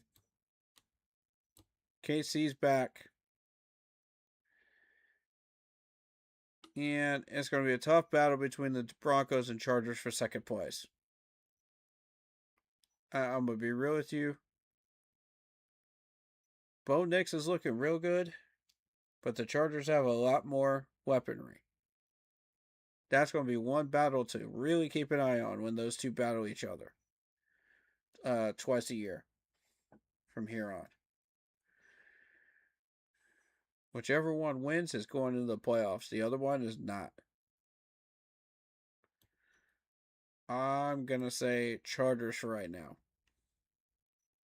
I'm pretty confident about that one. And Raiders in last. All right. NFC East.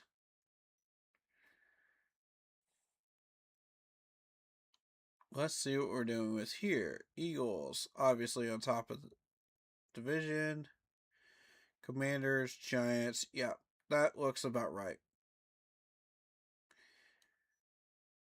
Although Washington has been known to sneak up on a couple of teams. So, that's kind of the trap team right there. Watch out. Giants, I think, are going to overtake them, though. They've got a better team this year. We're going to see how they do, though.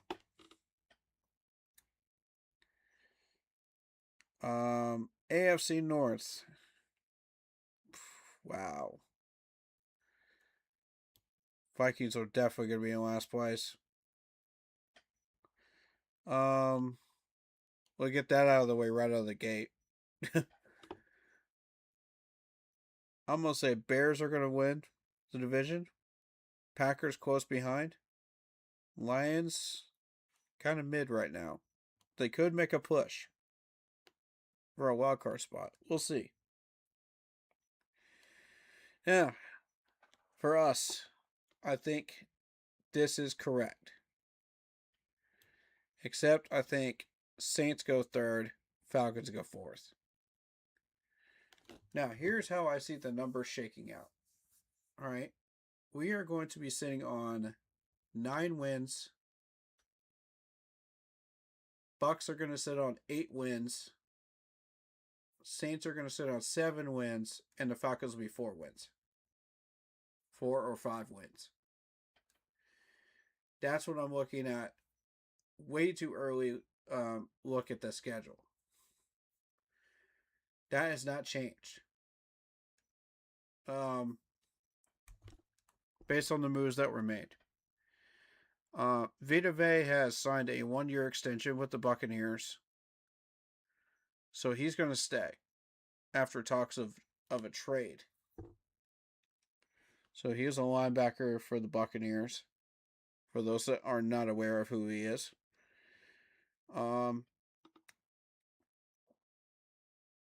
But there's still some controversy with Baker Mayfield.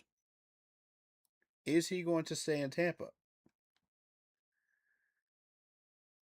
For this year, we have to assume that he's not going to get moved. at the trade deadline or anything like that. So, obviously, Tampa's going to be trying to work out a long-term deal. He just turned down a $50 million deal per year for 3 years. So, it was a $150 million deal. Turned it down. He wants more longevity. He wants more loyalty from the Buccaneers. And dedication towards him. I could totally respect that. But $50 million a year? Sheesh.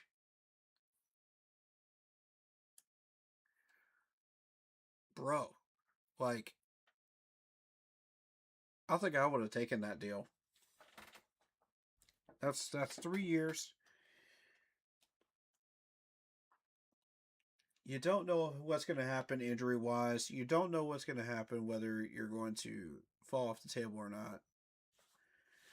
You got to think of it from the Tampa Bay GM's perspective. You don't know what's going to happen, right? So you can't really commit to like 4 or 5 years. So I think that's a respectable offer, coming from the general manager. He's not dumb. He's not the smartest GM ever, though, either. He can be fooled. But I think that's a fair offer.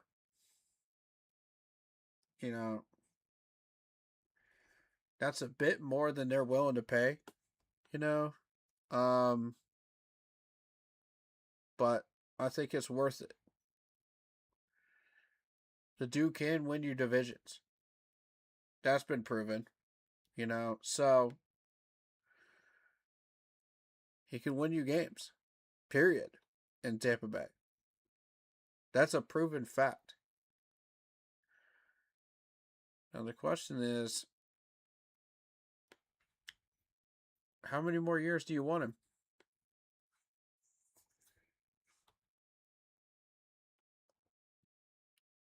I have a feeling he and Baker are not going to get on the same page here. And if that's the case, Tampa will be one of the teams that will be calling for Archie Manning when he's in that draft board. But for now, Baker is still in Tampa. So yes, he's still very much a threat to us retaining that crown. And we got lucky the last time. Atlanta helped us out. We need to win it legitimately this time. And we know exactly how we need to do it. But that's going to be how that South is going to shake out right there. NFC West, here we go. Obviously, Seattle and the Rams. San Francisco in third. And then Cardinals to finish up. So, now that we know that that's what we're doing with, choose the wild cards.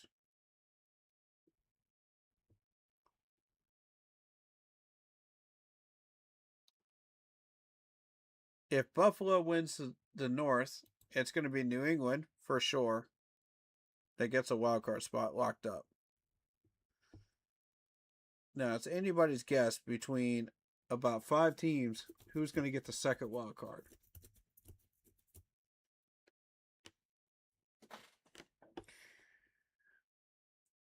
But the Chargers seem like the best. Whoever wins that battle should get the second wild card, I think.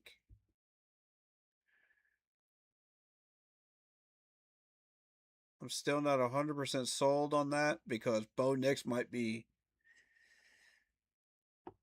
could get injured, and Cincinnati might sneak up the polls. You never know what might happen. But right now, I like these two.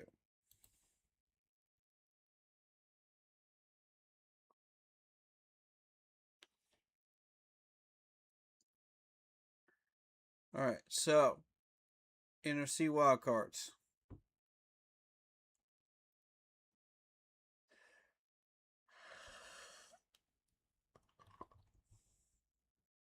If my assumption is correct,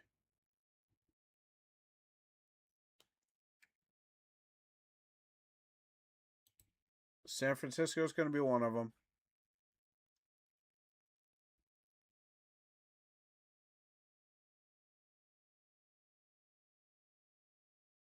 The Rams will be one of them. Now, the last one is up for grabs.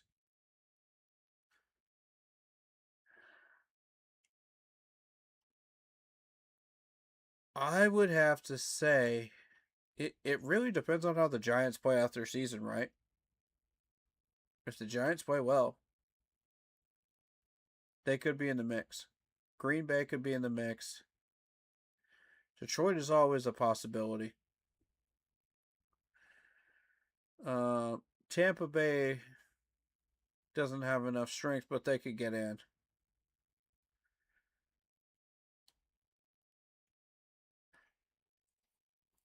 You know, just on a technicality.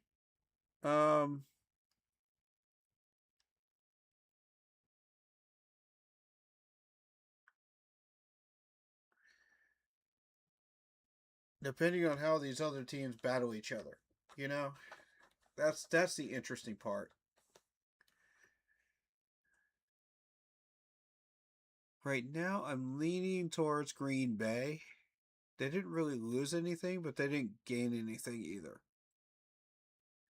Same with Detroit.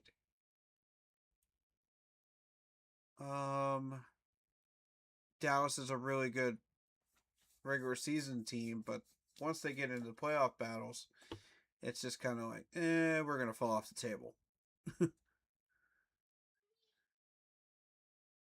So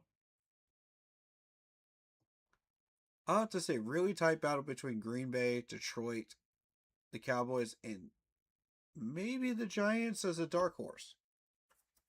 You never know.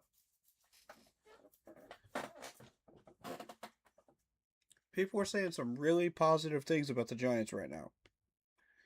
You never know.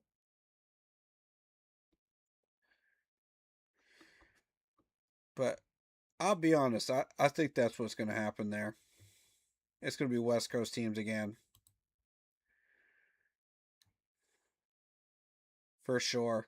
No one's beating the Rams. No one's beating the 49ers. No one's beating Seattle.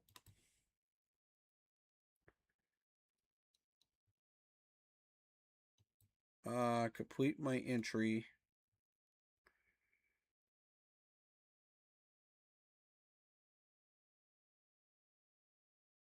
Okay, here we go. Entry has been created.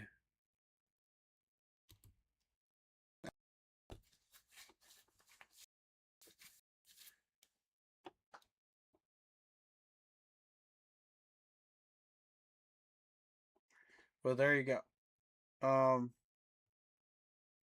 That's the ESPN one anyway. There's other ones too. But I mean, I just thought that would be a little bit of fun.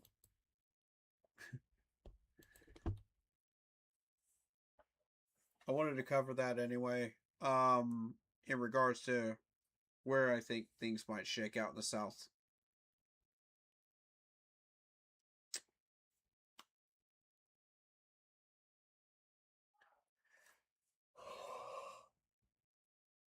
Yeah, excuse me. Now, we do have a good bit of training camp material to get through. I could do a little bit of that in this stream. I don't want to go too training camp happy in this one.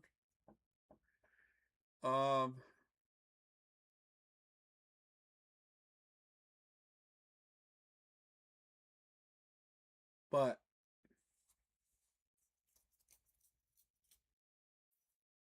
We pretty much covered everything that we're going to cover with this Jacksonville game, though. Unless somebody has something that they want to share or offer. That is 1,000% up to you guys.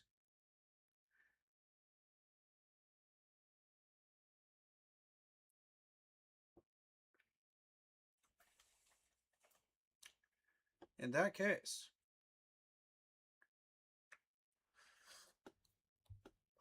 oof, sorry, I'm a little worn down right now. Ooh, Raiders are making this a game, huh? Too late, though.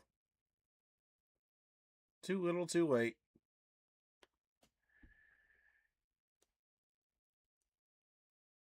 Twenty to 16. 2 minutes left. Niners up 3-0 over the Chargers. Interesting defensive battle here. Oh.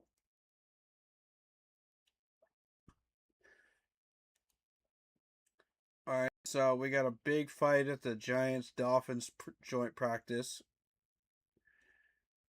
We had a big fight at the Cowboys one as well. That Dallas got fined for it. Several players got fined.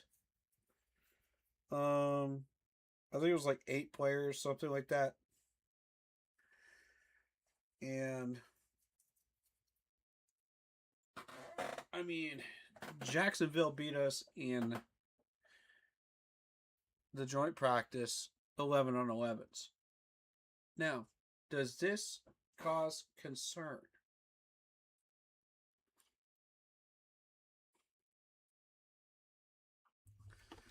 Or is it not important because it's preseason?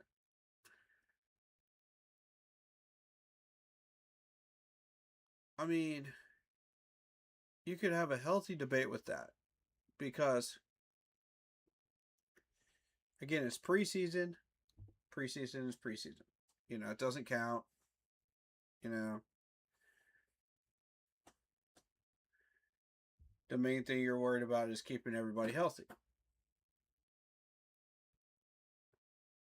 Yeah, I'm covering a little bit of yesterday's joint practice too, because it's important in relation to this game.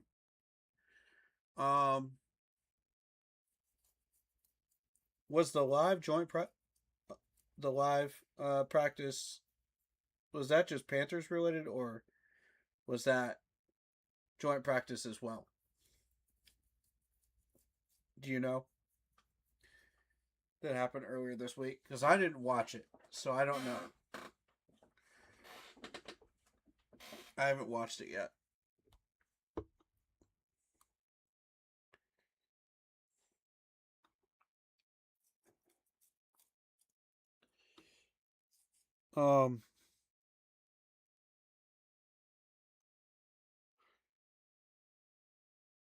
So I saw Unk's stream title. He said that we're having trouble at one position in particular. And I don't know. I never did watch the stream, so I don't know which position he was referring to.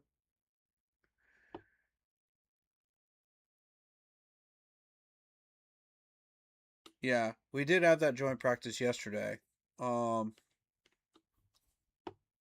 Yeah, Cowboys and Saints fined $500K for practice brawls. The Lions are unsure if Laporta will play week 1.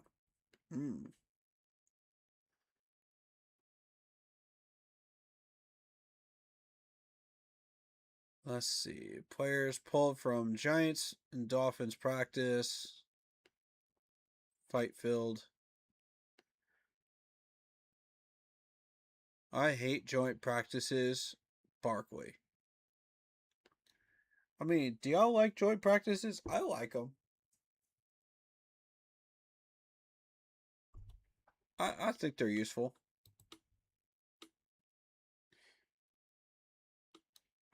Why are you resetting? What? I don't care about AI. Get that crap out of here. Gone Skynet. We're trying to work here.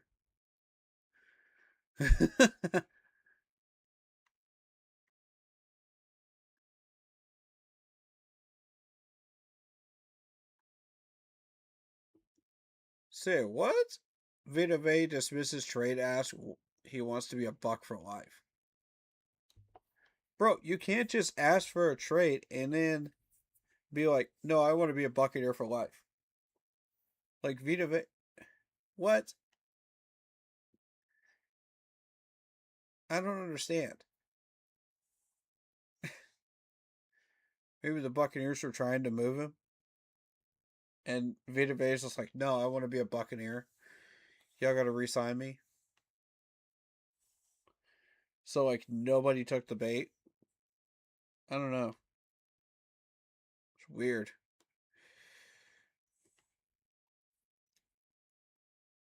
Well, yeah, there you go. Future power rankings. Let's see. Let's see what they think we're going to be. Just for fun and giggles. Right?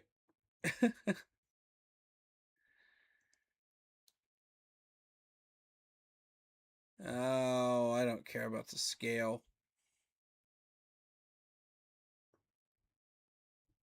Philly, Detroit. Y'all got Detroit as a number 3? Why? Denver, Rams. How do y'all have Denver over the Rams? I don't understand that one. No. No, I'm sorry, no.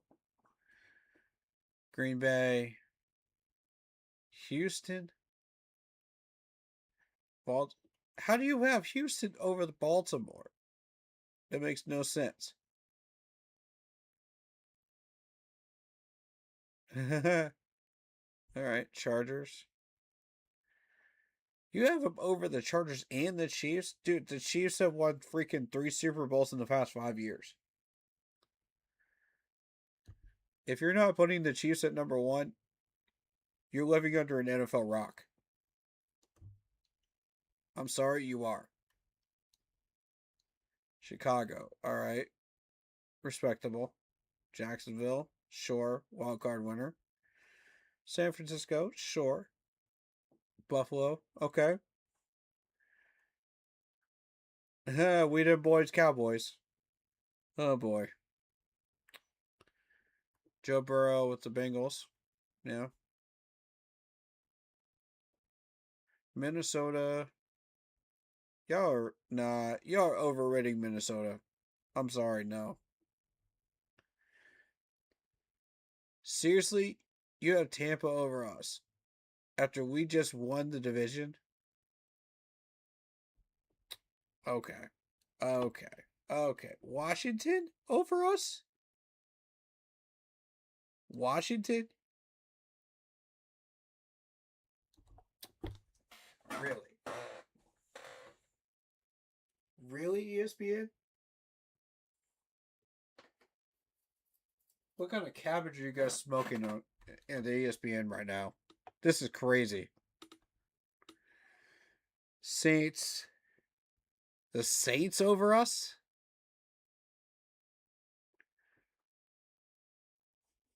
Really? Dude, we swept them last year. What do you mean? The Giants over us? And then we're at 23. Seriously? You have our quarterback score at 68. 68. We just went head to head with the Rams and won during the regular season. And almost beat them again in the playoffs.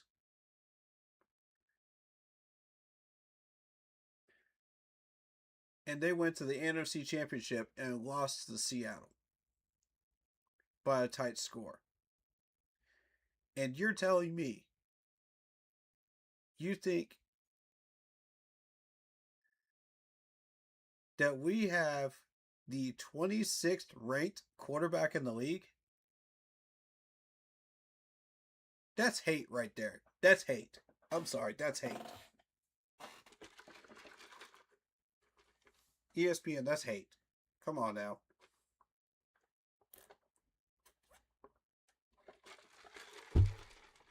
That's some trash right there. Nah, put some respect on Bryce's name. ESPN, put some respect on this man's name. When he's got the offensive weaponry, when he's got the protection, when he's got a clear idea of a playbook, the dude is very dangerous as a quarterback. Very dangerous. 26 rank.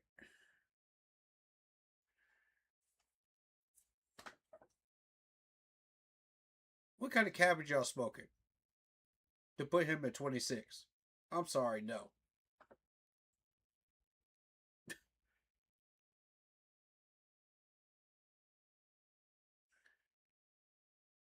Coaching at 16th ranked? Okay, fair. Fair. We did sneak into the playoffs, fair. Overall roster excluding the quarterback, 25th. Are y'all even paying attention to our roster at all? 25th. 25th? What? Dude.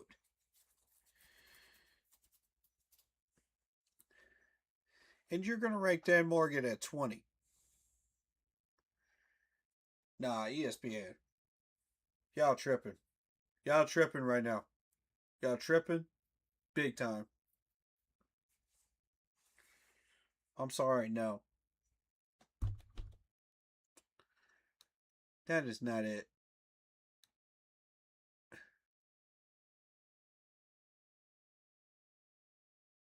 Your reason for concern is Bryce Young?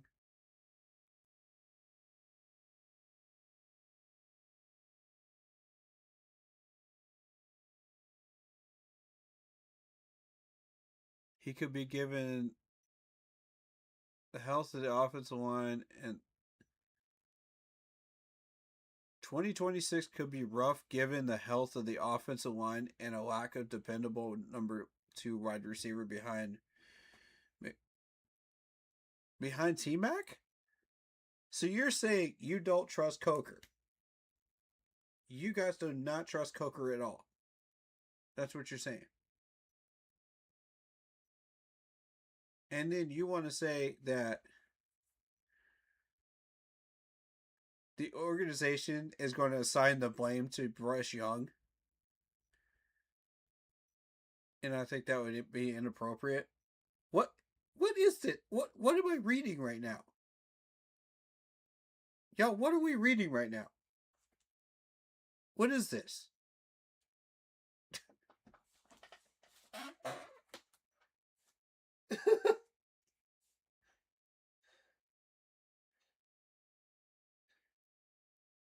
ESPN always be on some BS, man. I'm telling y'all. Look at this. Nuggets and note. Safety Nick Scott, who is 31, is the only projected Panther starter over the age of 30. And we care about that. Why? The wide receivers are particularly young, including the reserves, other than veteran David Moore and Don Mechie, the oldest is 26. And?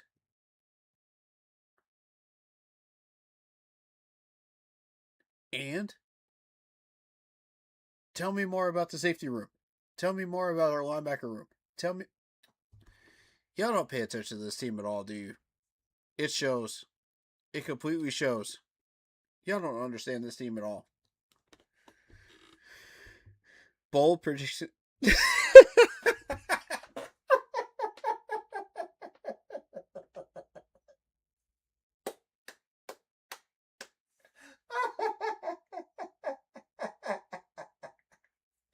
the first line, y'all. Read the first line. Bruh. I can't with you, ESPN. I cannot do it. I can't do it, bro. I can't do it. They think we're going to draft a new quarterback. Oh, my God. Tell me you're a Bryce hater without telling me you're a Bryce hater.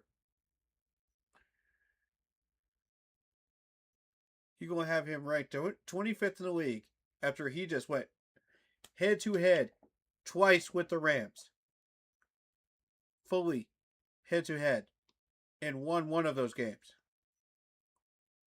And you're trying to tell me we're going to draft a new quarterback between 27 and 29? Nope. Wrong.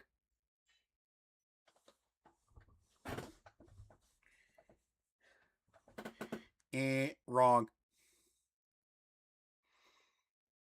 Thank you for playing, ESPN. But you're wrong. You're dead wrong. This man's picking the playoffs again, and we're winning a game next year. This season. Watch. We're winning a playoff game.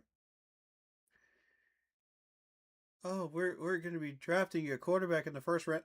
Yeah. Bro.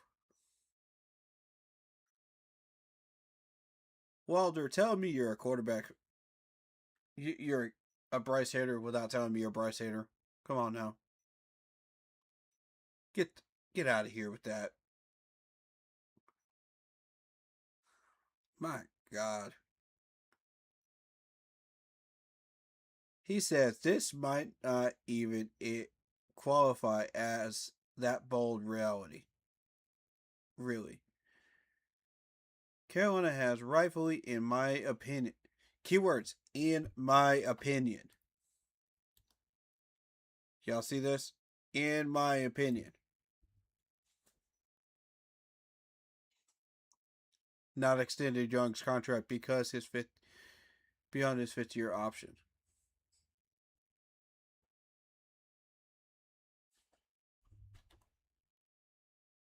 Yeah, that's your opinion. You don't know why. Because you don't pay attention to our games. You don't watch these games. You only look at the stats. Come to the games. Come to the practices.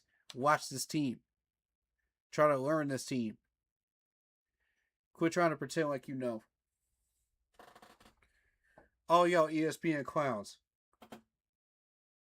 Pay attention when I tell you this. Come to these games. Watch this team and learn it. Before you write an article about us again. I'm tired of this garbage.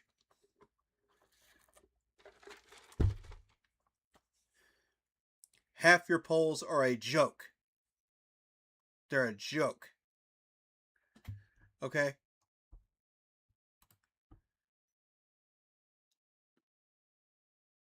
That is a joke right there. 26th red quarterback. That's a joke.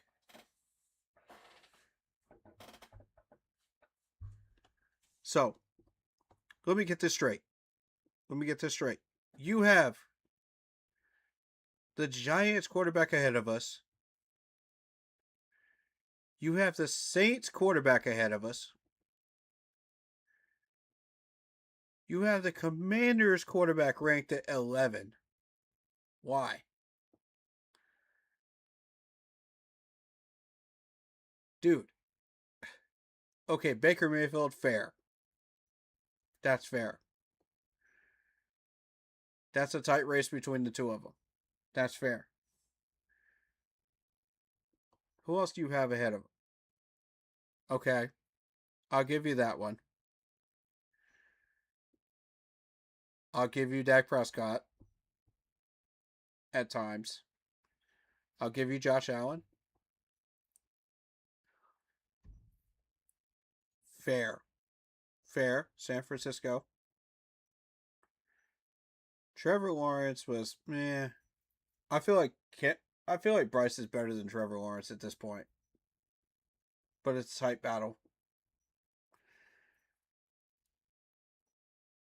Okay, 9 on Caleb Williams. That's fair. Patrick Mahomes number 1. Absolutely fair. Nobody can do what Patrick Mahomes is doing. Herbert, sure. At 6. I'll buy that. Lamar, yep. CJ's. You have CJ Stroud at 14.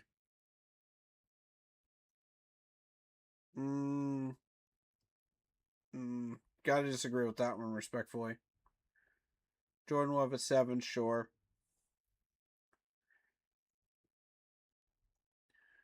Yep. New England's new quarterback, Drake May. Absolutely. Number 3.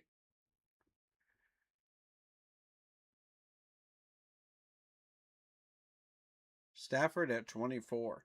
Oof. That's bold. That is bold. How many games Stafford won for you guys last year? And they were praising the almighty Rams. I'll tell you that much. They were praising them to the moon. Up until they faced us. And then, shocker, we beat them. Oh my God. The Rams are going into a free fall. They lost to a mid-tier team, right? Wrong. We're not a mid-tier team. Wrong again. You better check these records, man. You better start watching these games instead of just looking at the records. We're a very dangerous team. Bo Nix. Wait. So you got Jared Goff ahead of us.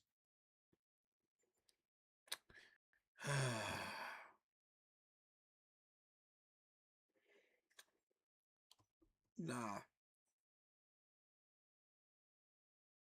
Philly, fair enough. Seattle, fair enough. I'm just not.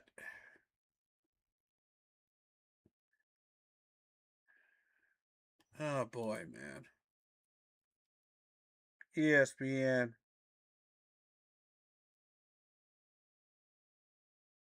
See, this is why I can never take these polls seriously, man. This is why I can never take them seriously.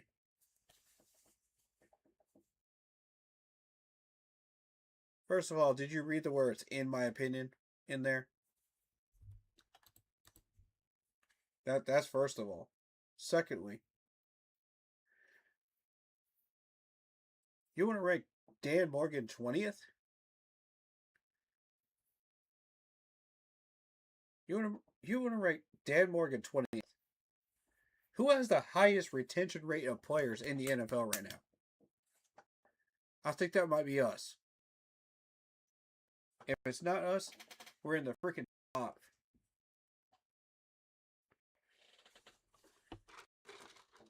And you're trying to rank Dan Morgan 20th. Man, sit down somewhere. Listen.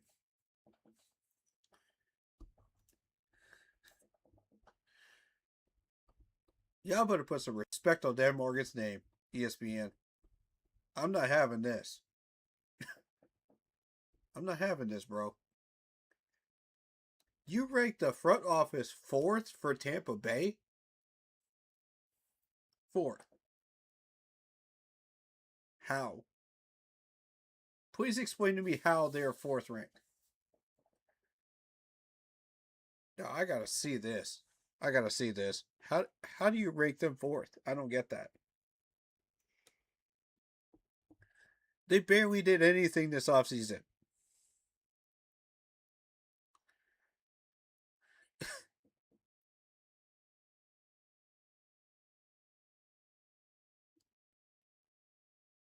Oh my gosh, man. They had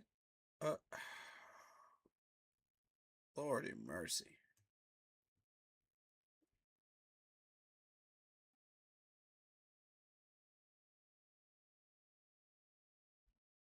'20th. Okay. How do you have the rest of our roster at 25th rank?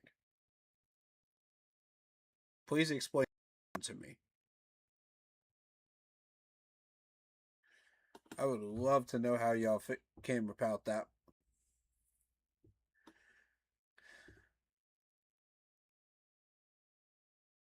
See, this is the stuff, man.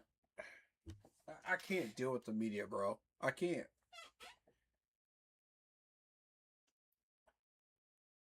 They don't pay attention to us at all. And then they think, oh yeah, let's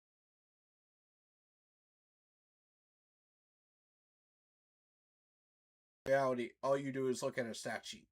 And you say, 5 minutes before you go on camera and go, well, these stats say this. This is a computerized version of blah, blah, blah, blah, blah. Okay. The CPU printed out a bunch of garbage. You know, so this must be true, right? We're going to report that. God bless AI.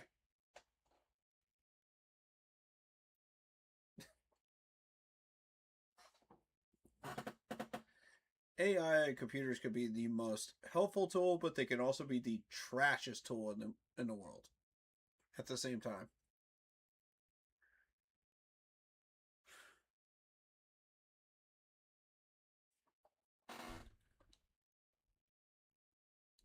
Good God. All right.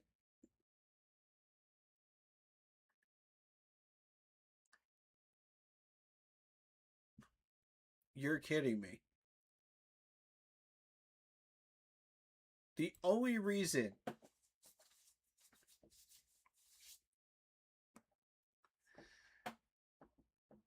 they rated the quarterback position for the Raiders 18 is because they drafted Fernando Mendoza.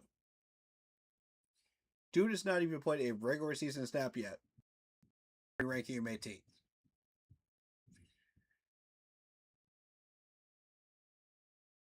Do you see how freaking stupid this is?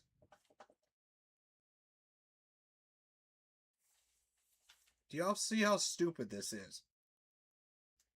I'm trying to wrap my head around it. I don't get it. Freshly drafted quarterback. And he's ranked 18th.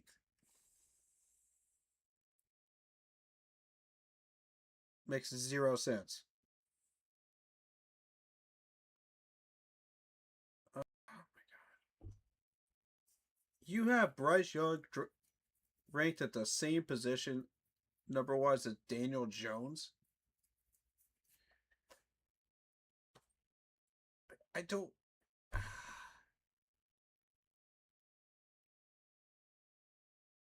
That's so bad.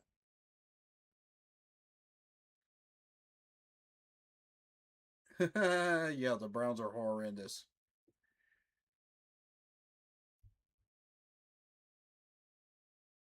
The only thing that's not horrendous with the Jets is the front office. I'll say that. They didn't get that one right. They got that one right. Kudos to them on that one. Pittsburgh? You're saying Rodgers is ranked 32?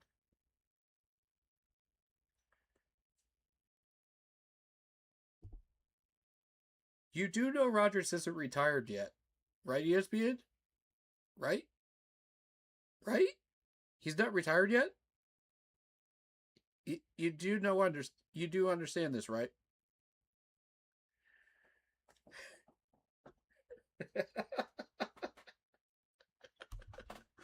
Oh, my God. Where do you guys come up with these rating systems? I swear to God.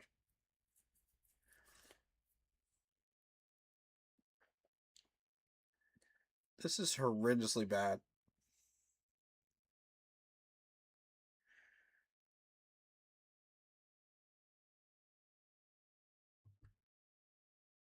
Oh, God. And Arizona is the worst in the league.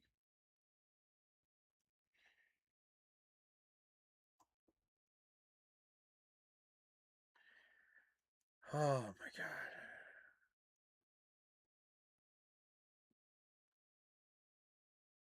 See, this is why I don't pay attention to this garbage. This is exactly why. Do you understand now? This is why. Throw all these ratings out the window. Just throw them all out the window.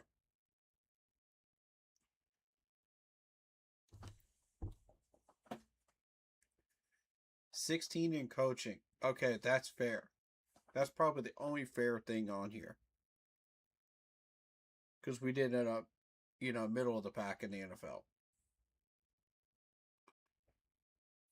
I can't even argue that one. But the rest of them,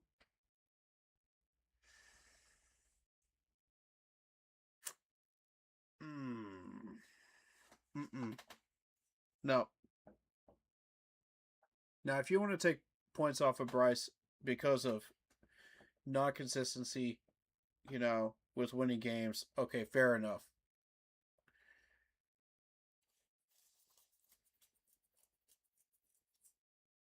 The Raiders just won? Wow. I'm surprised. I mean, it's preseason, but I'm surprised.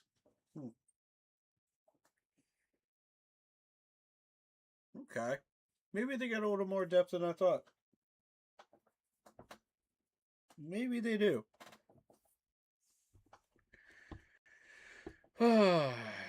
ESPN is a joke.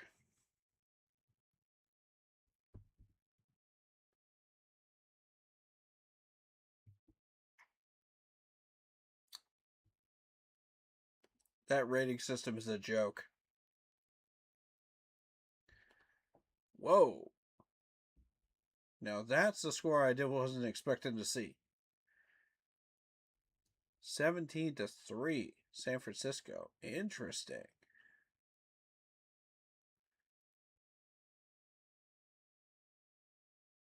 Huh.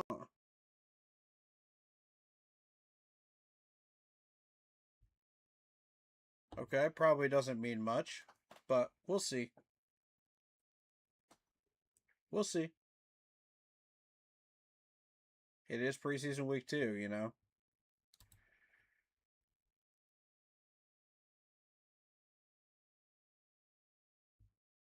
know what? Maybe we'll take a quick peek into that game. See what's going on there.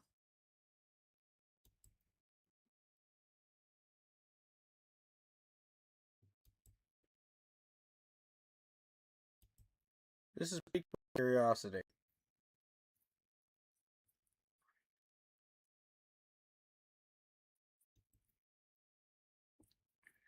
Oh my God, ESPN's website is so janky, man. What is going on?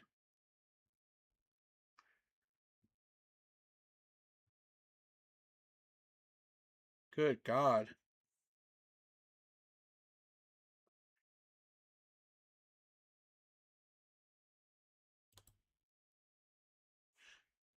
It is not loading at all. Oh my God.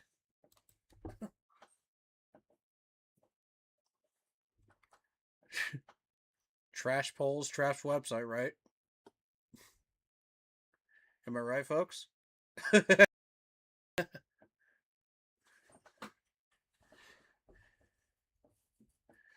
Oh my God. Alright, what is going on here? My entire screen is just frozen. There we go. Get rid of it. Good Lord.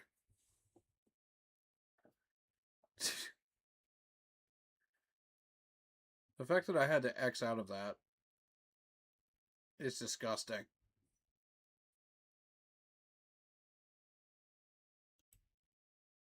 Okay. Let's reset. Let's reset. Let's reset. No, that's not the one I wanted. No.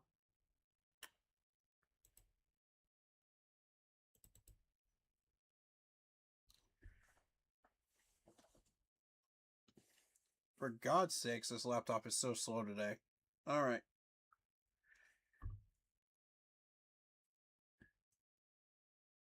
What do y'all want to talk about as far as the Jaguars game?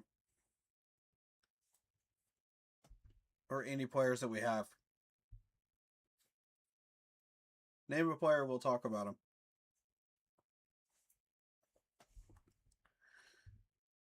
That's usually what I do around this time. Y'all got a player for me? Let's go.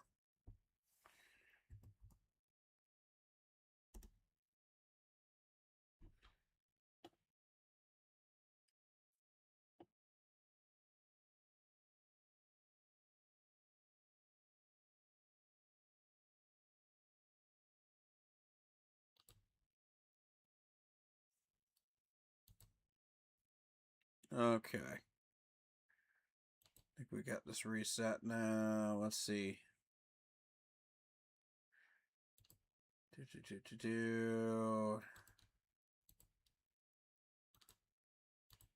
It's still being hella slow.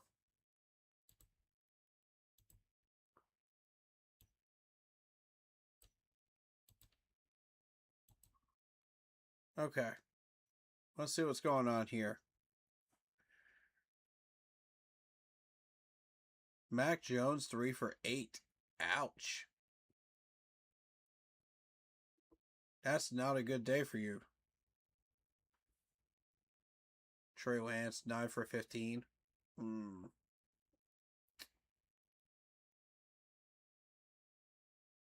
Okay, Stribling, 4 catches. Got you. All right. Jefferson with 3 solo tackles. Not bad.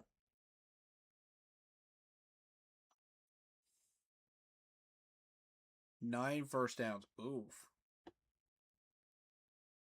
Okay, well, Chargers are not being weighed down by penalties, so what's going on? 128 yards.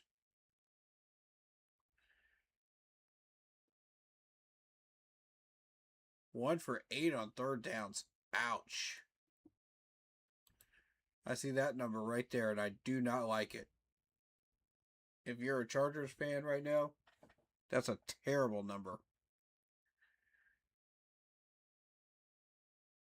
San Francisco managed to drop 17 points in the second quarter on you. Oh my God.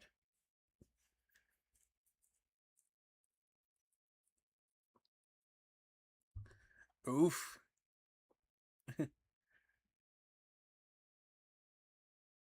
And that's not because of Mac Jones, 4 for 9.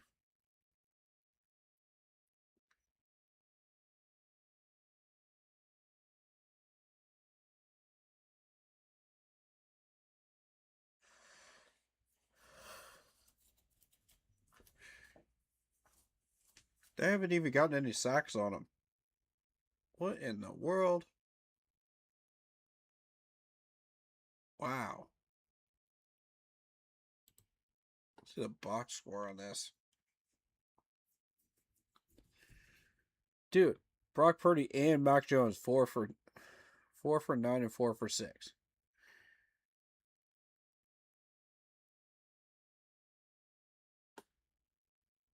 So McCormick was the touchdown? Okay. How did San Francisco get their other one? There's no fumbles. There's no interception. So how the heck did you get 17 points? The math isn't mathing here. Unless I'm missing something. Okay, somebody got a touchdown on defense here. Who got it? What the heck? That entire column is like zeros. Where's the 1? That doesn't make any sense. Scoop and score? Oh, punt return. Okay. That was the last place that I expected to look for that. Okay. I'm so used to not seeing touchdowns on punt returns or kick returns anymore. I did not expect that. All right, so that's one on defense. And 1 on offense with Shane McCormick. Oof.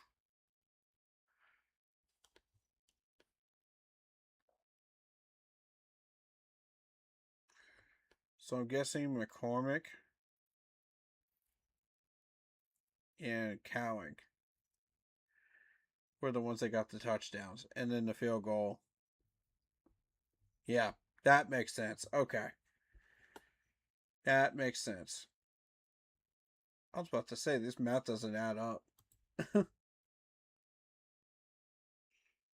Okay. Mr. Mills finished with 11 for 15. Very nice. Need more yardage, though. 99 is not enough. Even as a backup QB.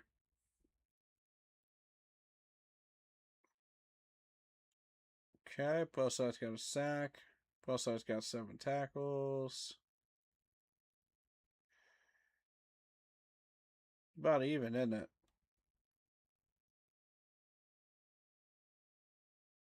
Hmm. 400 yards? How the heck did y'all manage 400 yards? Where the heck did you find an offense that got you 400 yards? That's crazy. All right. No. Let's see this. This is not normal.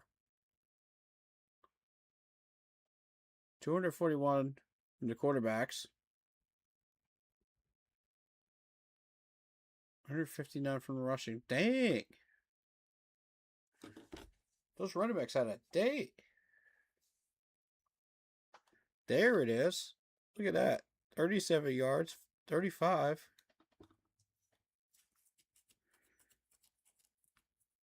Goodness.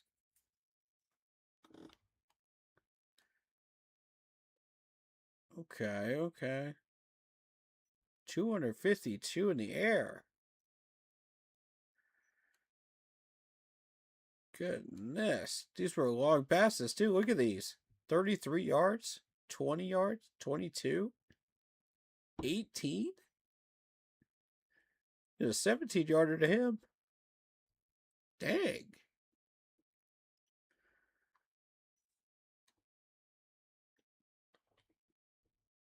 Bro.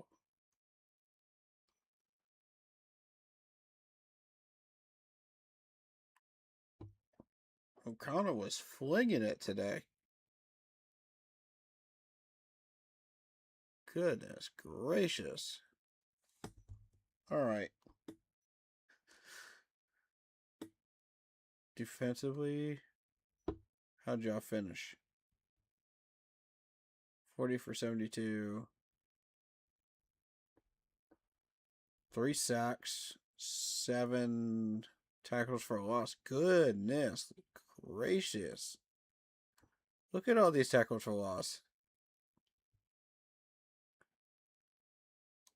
Patrick Johnson, I expected. Okay. Crawford. Harvey. 3 pass deflections. Not bad. That's a pretty respectable game, Raiders. I'm impressed. I'm impressed. From the depths. Not bad. Not bad at all. Okay. 20-3, San Francisco over the Chargers. They got another field goal? God dang. Okay, Chargers. All right, Chargers defense. What is that? How do y'all let these guys score 20 points on you in one quarter?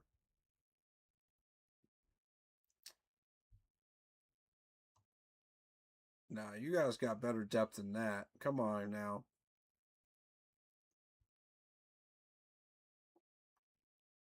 That's not normal.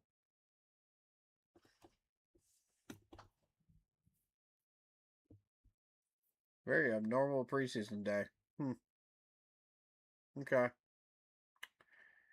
Well,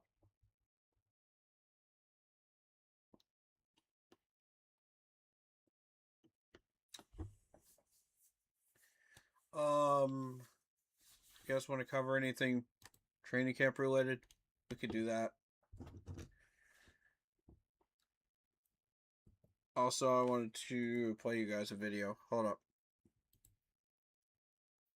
That I thought was pretty cool. We gotta find it real quick. Or a couple of videos. Bup.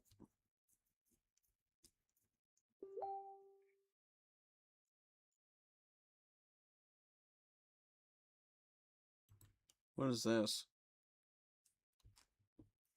I'm trying not to play the sound because I don't want to. Oh, yeah.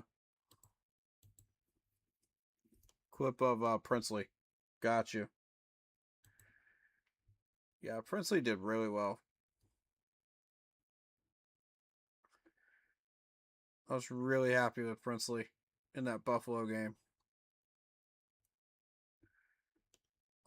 Let's see. All right.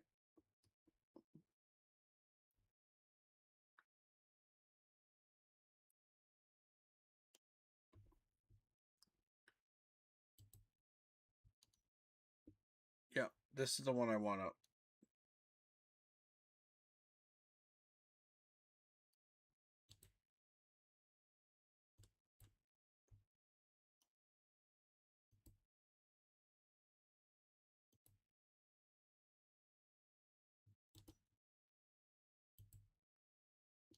All right.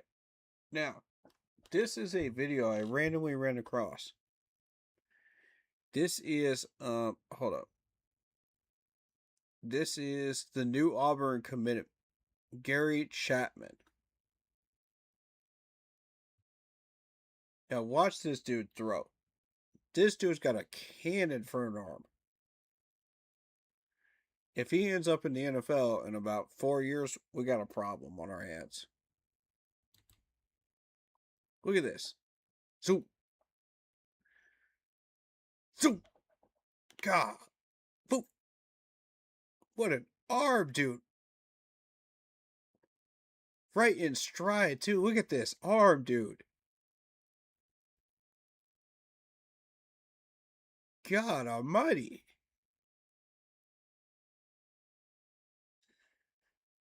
The accuracy is crazy. Look how deep this pass is. Hold up. We need to look at. Look how deep this pass is. Look how far he's throwing this thing. This is like 50 yards, dude. 50 or 60 yards downfield. And I mean, dead on target. The dude never loses his stride at all. Look at this. Effortless. That's crazy.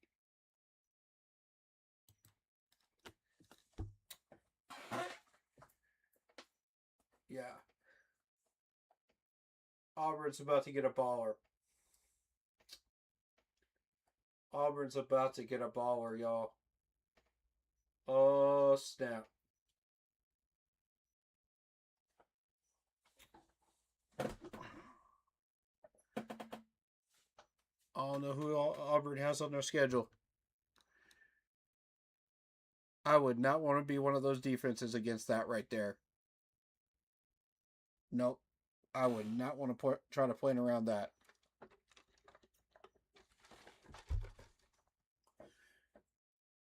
Now, my question is, can he do that during a live game against SEC opponents?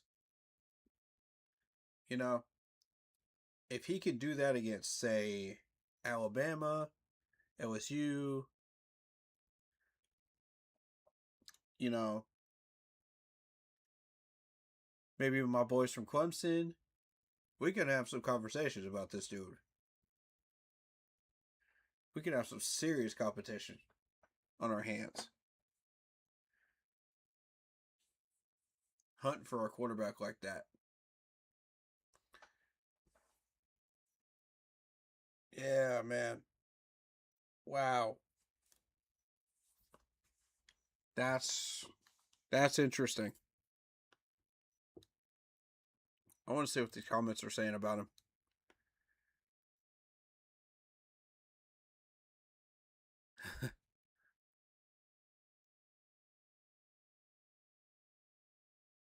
Receiver had to slow down on all those deep balls. Goodness.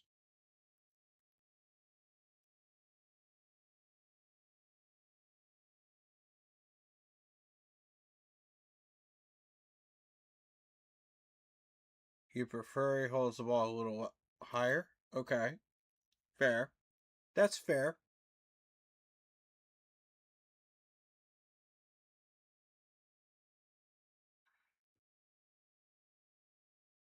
He's shooting a rifle. Oof.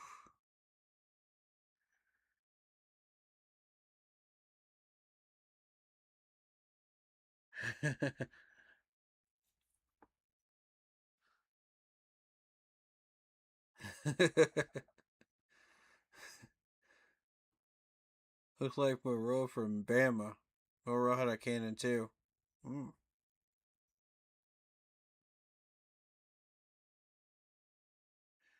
Okay, ball is hanging a little too much in the air on those deep throws. Some wide receivers had to slow down, but they can clean that up. Fair. That's honestly fair. That's fair. All right. Okay. That's something worth looking at though, right?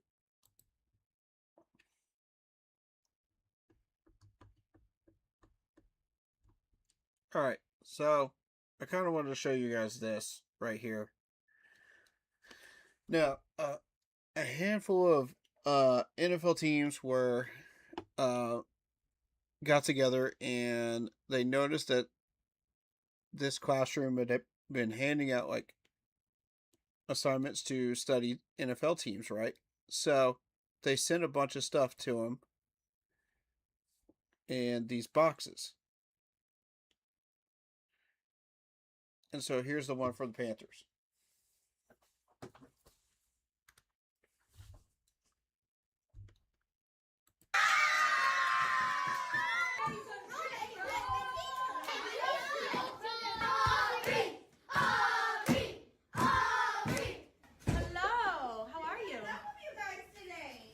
Oh, they love it. Very nice. Mm-hmm. Not liar. Layer. Panther, and it's saying this is our lair. Oh, our part in the zoo. Very cool. Our what? Home. Like our home. Stay possum and play 60. A paw. Like a panther paw. A mini football.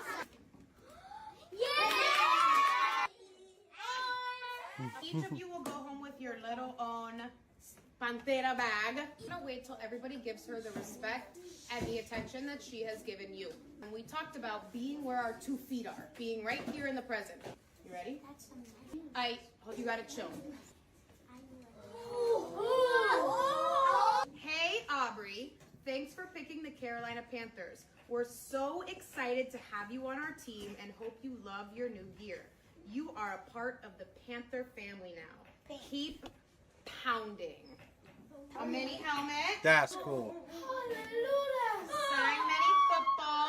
Their quarterback, Bryce Young. To Aubrey. Wow. Strive to be superb.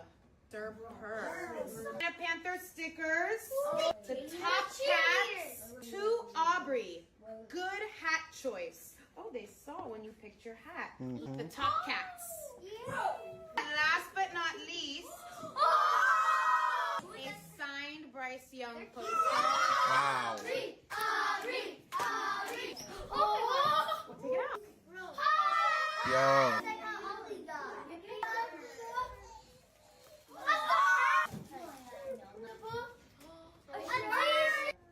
Carolina Panthers team. Ooh. A writing tablet. Nice shirt.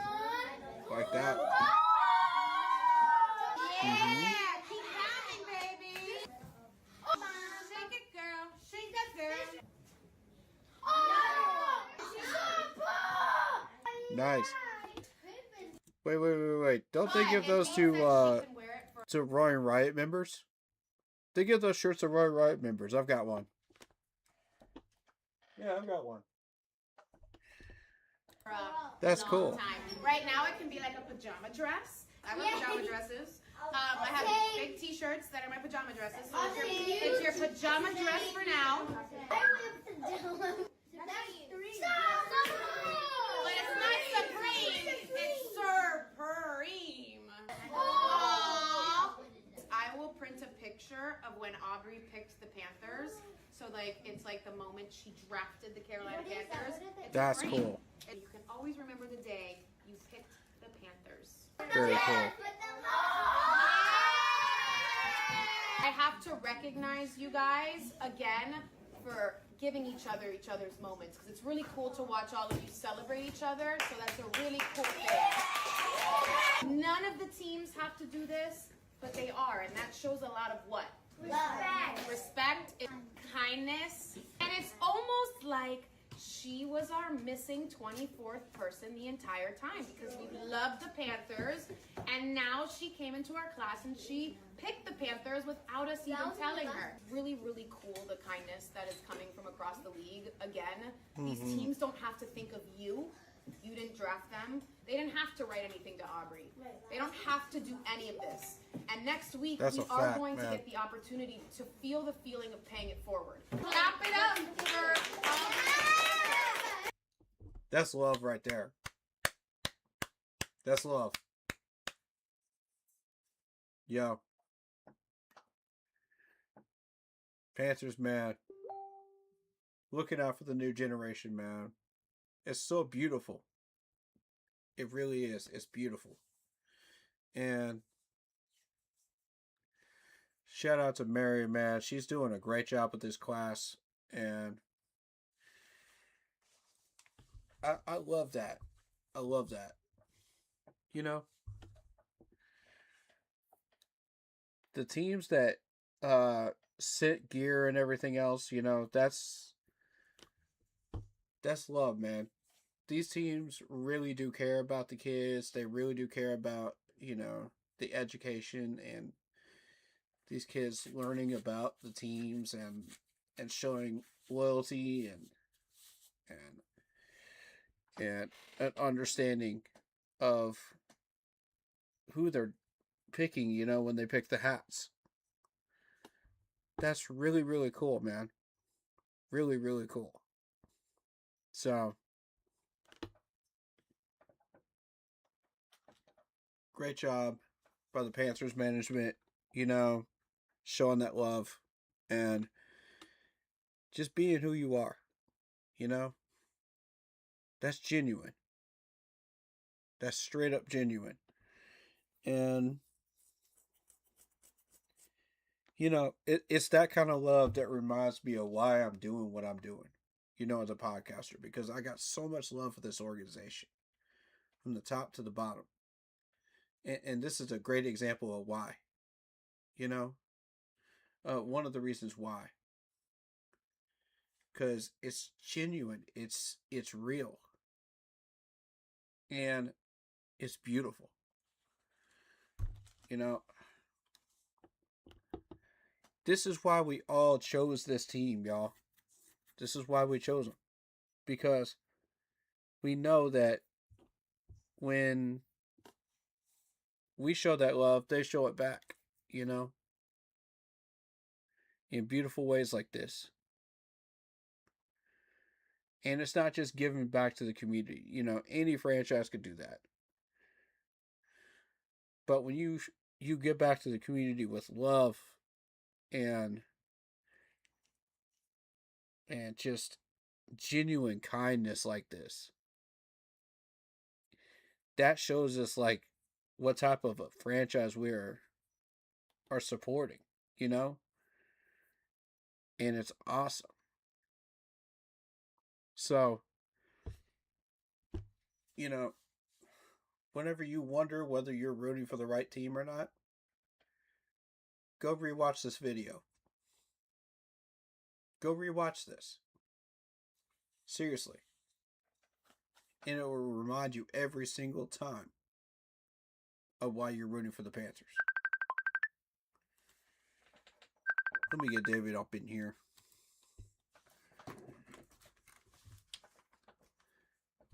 My man, you live with the Panthers. Keep pounding stream, buddy. Oh, sorry, I know you're streaming. You good? You good? You want to talk to us a little? Yeah, sure. Yeah, I'm looking forward to the game tomorrow. Yeah, me too, man. Me too. Man, I just watched that little video of Aubrey getting the Panthers stuff in the mail. You know, the class. Yeah. And it reminds me every time of why, like, I support this franchise, you know, as much as I do. Because it's real, genuine love, dude. You know? That's I think a beautiful we're gonna moment. rebound. I know it's preseason, but I think we're gonna rebound and have a better performance this week. But I'm concerned about the defense. I am as well. There are certain players I'm watching, and I'm hoping that they straighten up and get that figured out. But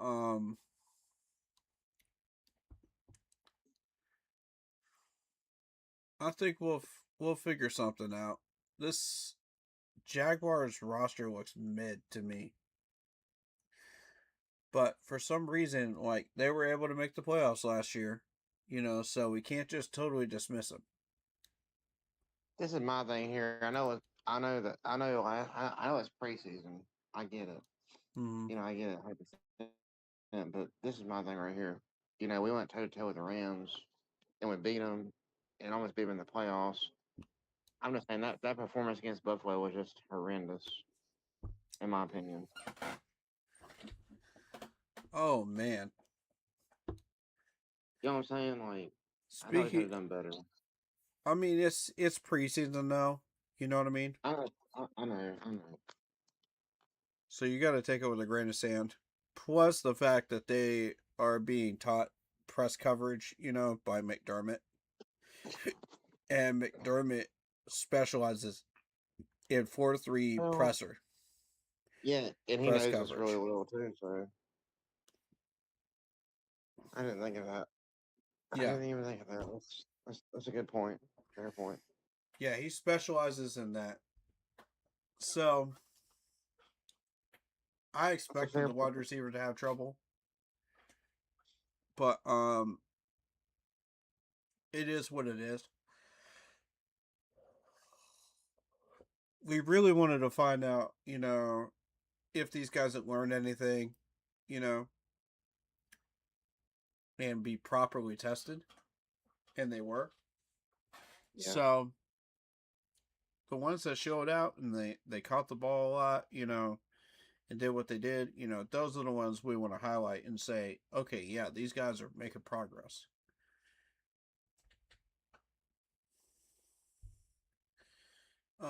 in that area specifically. Yeah. Versus the rest of them that say, okay, well, maybe your matchup was really, really good and you just weren't able to break free. Fair enough.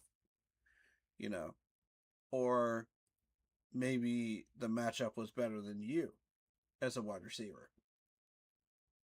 Then you're probably not going to have too much success, right? Right. But if the matchup favors our wide receiver versus their corner, then if there's not success there, that's when we have to look at him and go, why? Exactly. You're right. Because that doesn't make sense. I agree. And Buffalo's got a lot of depth. So there's that too.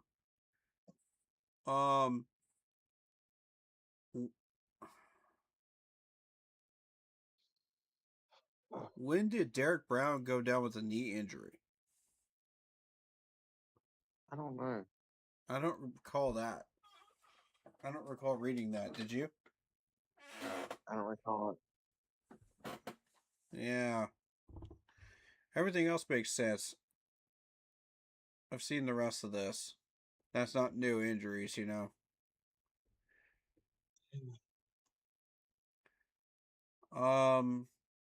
Now here's another question. Why is Tyus not on the depth chart? That's a good question. I didn't realize he wasn't on the depth chart. Yeah, he isn't. I noticed that going through and I was just like, huh?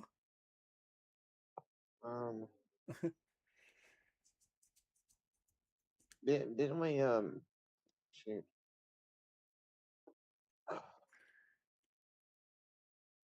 I know we got Jonathan Brooks and we got Chuba. Yeah. Didn't we get another running back from somewhere else? That was pretty decent in the draft. We have, let me see who we have. I'm not sure he drafted a running back or not. Travis Etienne. No, Trevor Etienne, my bad. Yeah, Trevor Etienne. Trevor Etienne, and then we have A.J. Dillon. Oh, yeah, A.J. Dillon. That's what I'm talking about. Yeah. That might be the reason right there. But Tyus is a wide receiver, though. I thought he was a running back. He's listed as a running back, but he could be a wide receiver too, I guess. I don't know. Oh, interesting. I didn't know he could play both. He could do both roles. He can go out for passes. Okay. As a running back. That's kind of like a dual role that running backs have now. That's probably why he's not on the roster, honestly. That's what I'm thinking. That just doesn't make sense. I'm looking at He it. Might be a practice squad guy or He did so well last game against the Bills, though. Oh, I know he did. I'm not saying he didn't. Just as a roster standpoint, as far as a running back goes, like Yeah. I don't know. That's probably why he's like far down the depth chart. Yeah, but you would like to see him beat out A.J. Dillon, though. Because A.J. Dillon just hasn't impressed me enough. Neither is Trevor. What? I mean, A.J. Dillon, wasn't he a Pro Bowler? Or am I wrong? I want to say yes. Let's look that up. Let's find out. Because I'm not even sure on that one. No. I'm not sure.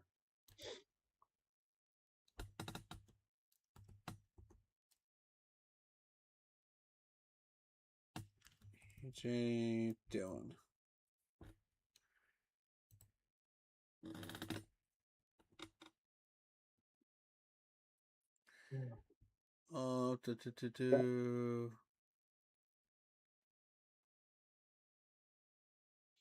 No, he hasn't been selected for the Pro Bowl. No.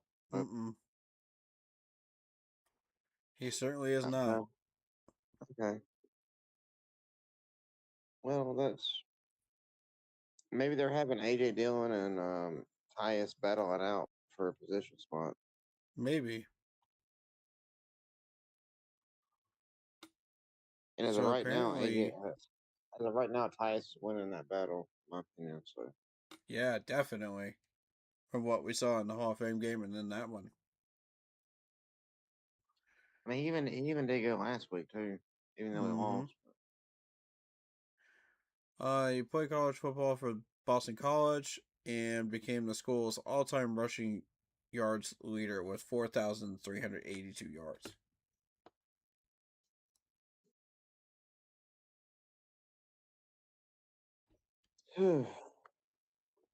So,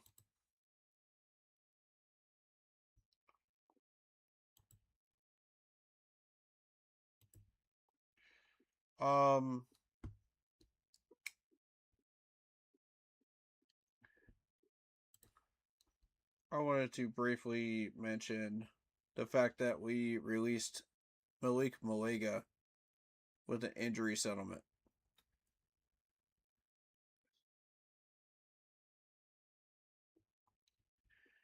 I think that was probably the right move. He wasn't going to make the 53 anyway.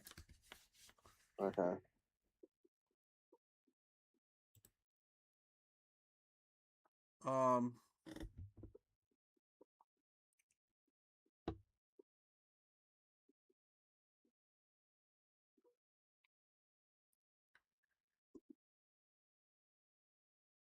Somebody to keep an eye on in this next game is Kuwach.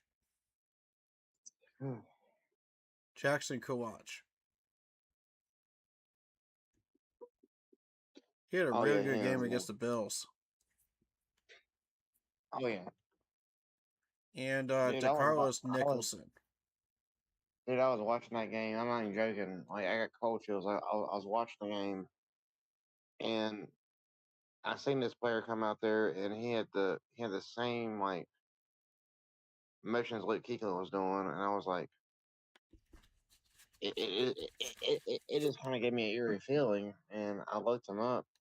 You know, the player. It was Jackson, right? Yeah, it was Jackson Kuwach, and what I found interesting on him was, you know, he's a film junkie just like Luke Kuechly, and he looks up to him. So that I was like, oh my gosh, man, like Very cool. this dude might be like a hidden gem, you know, like might be. Could be. But for real, like the way he was motioning the defense, and like I was like, damn, I was like that's what Luke Kuechly was doing. Like I had to look the dude up. Wow. And that's what I found out. Like I was really. Do you think he took lessons from Luke? I don't think he did. He just looks up to him. Huh. Wouldn't that be interesting if Luke took him under his wing? It's a possibility because he's a film junkie just like him. So. I mean, I like Bam Martin Scott, but you know, if Jackson is going to be playing like that, you know, and learning like that, I know he's development. I know he needs development and all that, but if he has that passion for the game, you know, like he might be something special. You know, eventually. He could be. That's true. And everybody can look it up in the chat. They can look it up because it's true. Like he's a film junkie. He is indeed. Oh snap! They put Isaiah Simmons over Mapolo. Really? Sure did. Ooh, we might have a three-way battle going on. I like Simmons. I love our defense. I don't think it'll happen though. I like our pieces, but what needs to get corrected is the schemes because I'm not feeling the scheme. I'm not feeling the schemes for our defense right now. Yeah, it's like the chemistry is off. I agree with that. but we have talent. It's there. It's just we got to get that corrected. Agreed.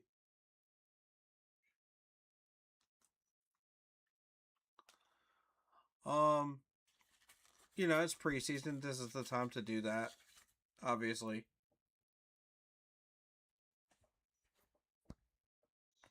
It's kind of interesting. You got Cooley. In the Hall of Fame game, he called that defense, Mm-hmm. and then in the last game, and Jared called that defense. So Really? yep. Well, that explains it because of the starters. Um,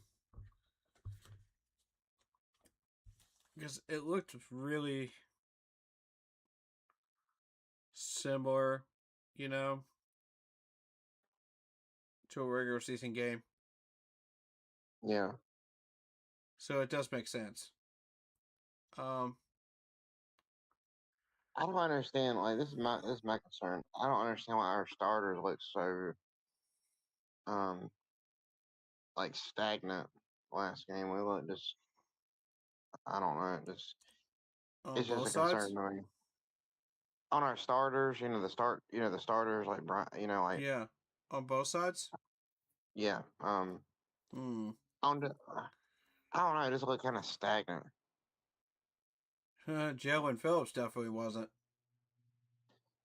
Well, I'm talking about the offense, not the defense. But Well, again, like I was explaining, the press coverage from McDermott's crew shut down our wide receiver lanes. So Bryce had nowhere to throw the ball. So what was he supposed to do? it's true.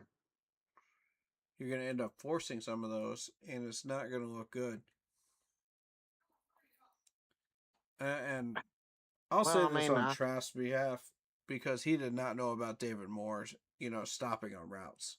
well, So I you can't mean, blame Trask really for that one. I think we could have we could have changed up the scheme on offense. To something that actually worked instead of being I so mean, stagnant. our third down calls were just garbage But I mean, I understand where you're coming from. I get it. with the starters. The third down calls were garbage. Third and short. Like, we have all that weaponry, and you're going to do what with it now? Like, what are we doing? Here's a good question to bring up. Yeah. Is Darren Waller gonna play this game tomorrow? Good You question. know the the new tight end we signed. I would think so. Yeah, I would think so.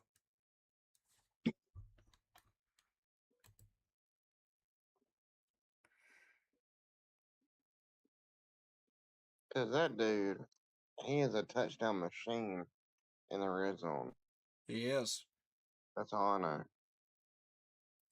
That's a very good point. And that's the whole reason we signed him. A lot of people don't know that. Yeah, read off the numbers for him for the red zone. Oh, it's 100%. Yeah, read off the specific numbers because people need to hear this. Hold on 1 second. Yeah.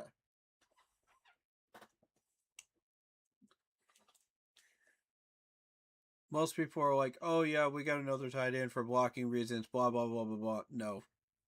Nope. Listen to what my man David's about to tell y'all. This is big.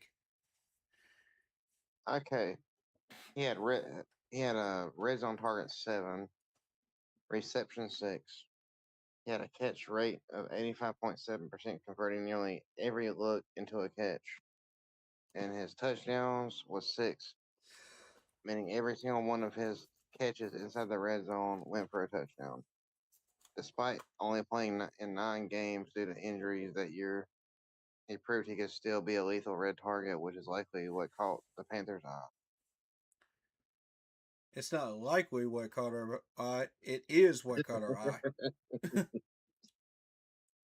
I mean, basically, he was 100% in the Yeah, red zone, exactly. 100, and he didn't play Exactly. a full.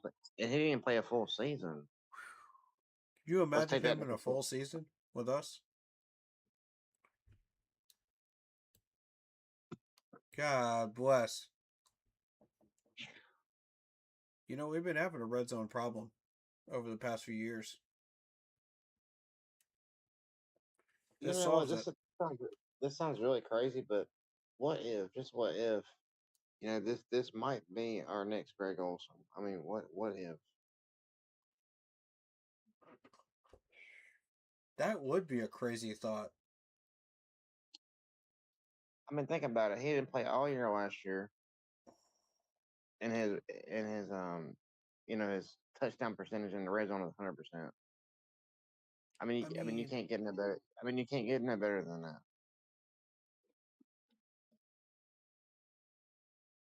I I mean, mean, for to real, you be a can't get. Greg Olson type, you need to be big, physical, next level, Oh, I understand. I understand. I'm just trying to make a and comparison on it. be able to catch the ball down the field. So he's not exactly a Greg Olson, but he could be a Greg Olson in the red zone. So I get where you're coming from. I'm just trying to change it up to what would fit our agenda, right? Of what I we're understand trying what to you're do. saying. I get it. I respect it. I get it. Yeah. So in that context, it would work. I was just trying to make a comparison. That's all. Yeah, yeah. In my context, Not it would saying work. I'm not saying he's better than Greg Olson. That's not what I'm saying. I'm just saying like Correct. you know. Yeah. Yeah, I get what you're saying. And I think you're onto something there. I do. Because they're two different players. Right. You know. Absolutely. You know. But that's what really blew my mind when I seen his stats last year. When I seen that blew my mind. Like 100% in the red zone for 4 touchdowns. I mean, jeez. Yeah, and what That was was a crazy was how that the was crazy. ungodly amount of times that Greg Olson was open during 2015. I know. And I mean wide open too. I was like, what in the heck is going on? You Why know are y'all what? not I'm gonna look guarding at this dude? Hold on a second. I'll see. What's I'm gonna look up something real quick. Hold on. It was unreal. I'm just curious about something. Hold on. And then you look at the wide receivers that we had that year and you go, oh. Okay, here you go. And it's about to happen again, y'all. How does this sound? Darren Waller ran an official 4.46-second 40-yard dash at the NFL scouting combine for a player standing 6'6" and weighing around Wait, 245 to 255 pounds. That kind of speed is a massive mismatch nightmare for linebackers and safeties trying to cover him over the middle.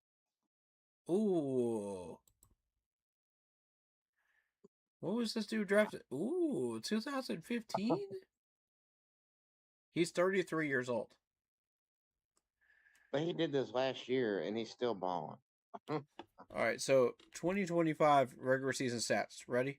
24 receptions, 283 yards, 6 touchdowns, 11.8 average. He had 19 first downs. And he didn't even play a full season. 19 first downs out of those 24 receptions. That is nasty. Ooh.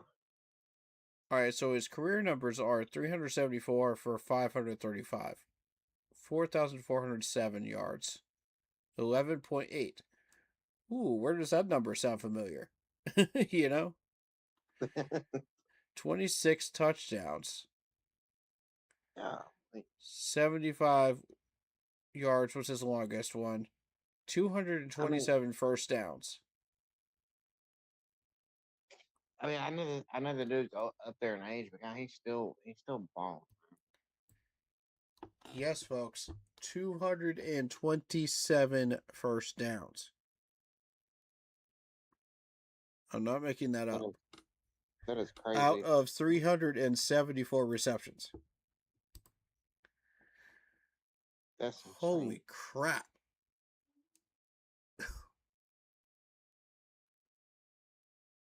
He did fumble the ball 3 times in his career and lost the ball 3 times. But that was it. That's not bad, though. Really. Right. That is impressive. That's some mega stats right there. And we got hit. I like and we it. got this different. And we got this different bag of chips. I like it. Wow. For real, we got this different bag of chips, man. Golly. Dude. Dan Morgan just knows what he's doing, man. He absolutely does. This is absolutely amazing. Dude is a mastermind. No one was even looking at this dude because of his age. Dan Morgan said, forget his age, look at these stats. If he's got anything left in the tank, I want it.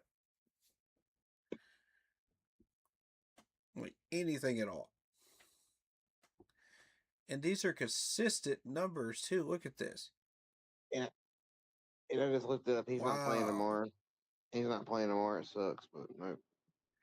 Dang it. I wanted to look at him in the preseason game. He might be out there. He might be out there on the final one, but not tomorrow. Wait, he's from Georgia Tech.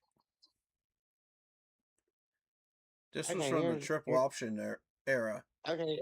Here's a good question. What was his college numbers? Okay, so you have to keep this in mind. This was from the era when Georgia Tech was running the triple option, right? Yeah. That type of offense. Oh, I get you. At times it was really, really successful. At times it was really terrible. Because teams would pick up on it and they would say, nah, you're not going to run anywhere. So, like, Brent Venables was able to limit that offense to negative numbers back-to-back years as a Clemson DC before he went to Oklahoma. 2 years in a row. Keep that in mind. No one's been able to do that before. And Darren Waller was a part of that offense back then. So, I just wanted to point that out before we take that into consideration and look at his numbers.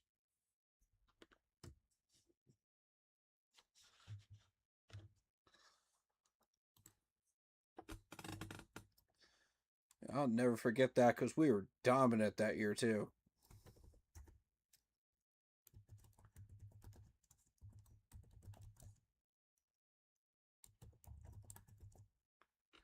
Okay, college stats.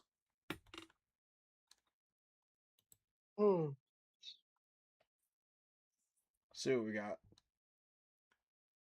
Yeah, I'm about to jump off here in a minute. I gotta get up in the morning. So. Yeah, I don't want to stay on much longer either. Get tall though. Yeah, for sure. All right, so his college numbers, since you asked. For his career, 51 receptions, 971 yards, 9 touchdowns, 19 yards per play, per reception, I mean. 27.7 yards per game. And plays from scrimmage, you had 51 plays from scrimmage, 971 yards. 19.0 average, 9 touchdowns. He averaged almost 20 yards per catch. Wow. Pretty much, yep. That's what catches my attention. That's crazy. Yep, in 2013, He And this put up sounds crazy. 21.6 yards per reception. This was crazy here. I think he actually did. I think he's actually progressed from college and the NFL, Yep, like, as far as like his numbers. I would agree. I would definitely agree. And that's impressive. That is very impressive, man. Yeah, I'm just saying, Dan Morgan, you're a genius. Like, that's all I want to say. love You're a it, man. genius. Yes. Okay, whether it was Dan that found this dude or whether somebody had brought it to his attention, very good job. Hats off to you. Very impressive. That's great scouting.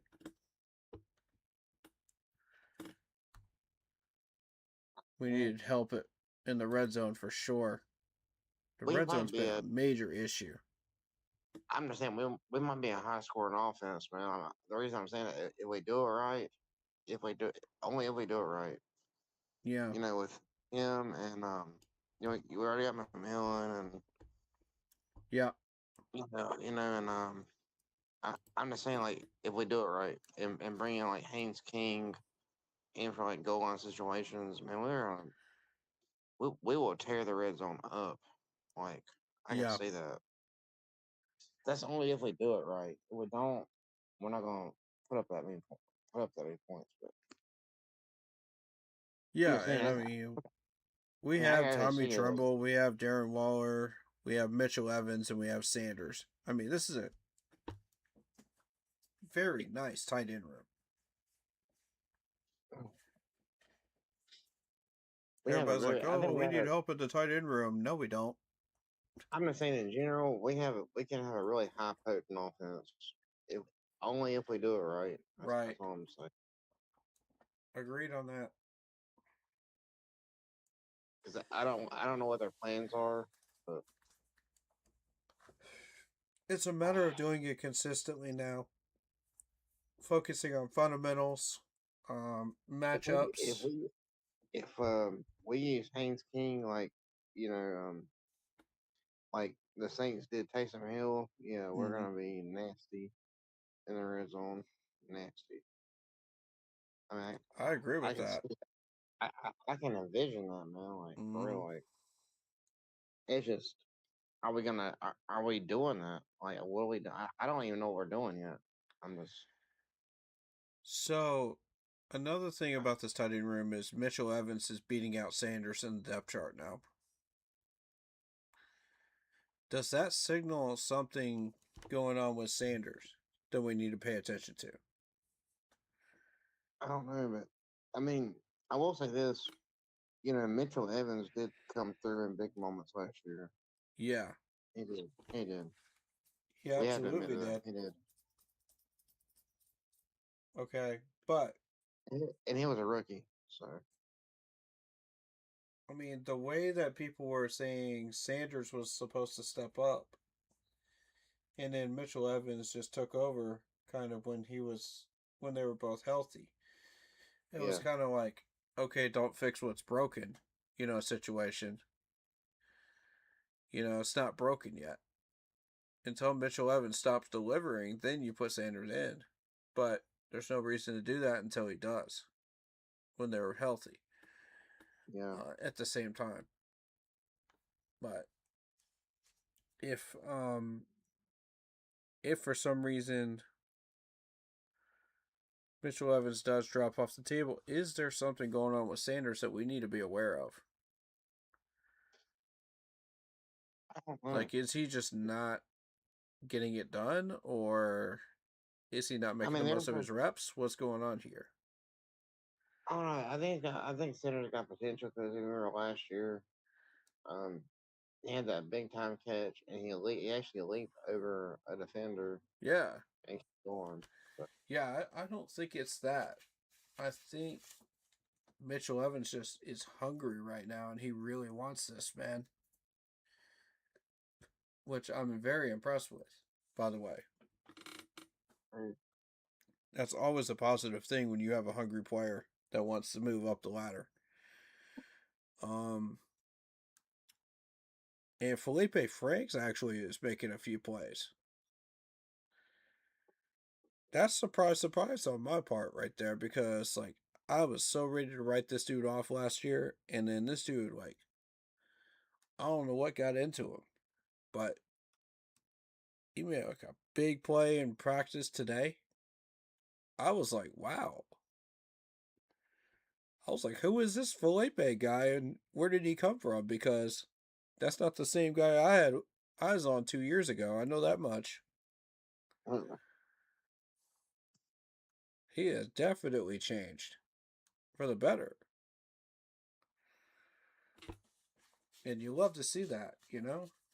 Even though he's not going to make the 53, he'll probably make the squad, but I'm impressed. This is what you aim for right here. You want improvement from everybody. You want everybody making each other better. Even all the way down that far down the list. So. I'm not gonna jump off here, but good night, y'all. Keep coming. Alrighty. Keep on it, brother. I gotta get some sleep, but it was good chatting. Good night. Yeah, absolutely.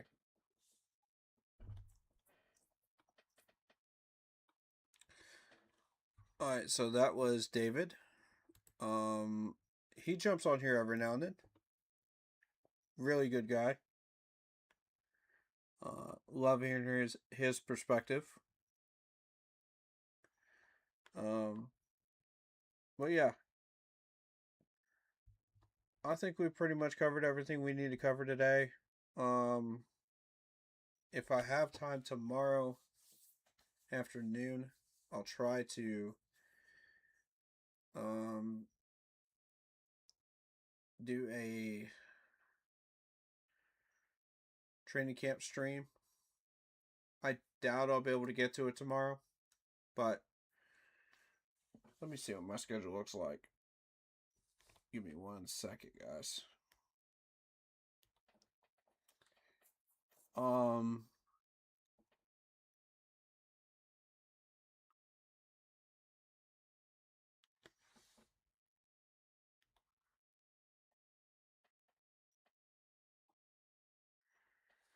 Oh man. I may have to get to it Sunday. It all depends. If I can get to it tomorrow afternoon, I'll try to get to it tomorrow afternoon, but I think I've got plans. So, it'll probably be Sunday afternoon. Possibly late evening. You know, before I can get to it. But I promise we will get to it before that next live on the 26th. So that we are caught up.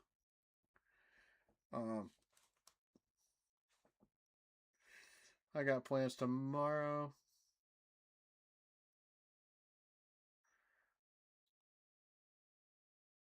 Around lunchtime. So we'll see.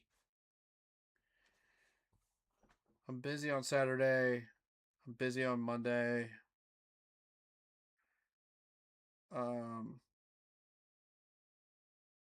So maybe either Sunday or Tuesday. Sunday or Tuesday. That's what we're looking at. So we'll see what we want to do. But yeah. The main thing is we just need to take care of business, you know what I mean? Just take care of business. Stay healthy and just do what we need to do to win this game. Shout out Jeffrey Stamper. How you doing, man? How you doing, brother, man? You doing good? Keep pounding. Yes, sir. Let's go. Carolina Panthers. Bleed those colors. Bleed those colors 100% to black and blue. Yes, sir. Yes, sir. Black and blue. For sure, for sure, for sure. Yeah, this is going to be an interesting game for sure.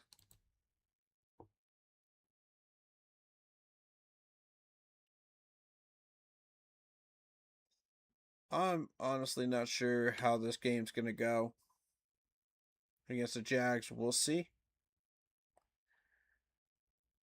But main thing being just stay healthy,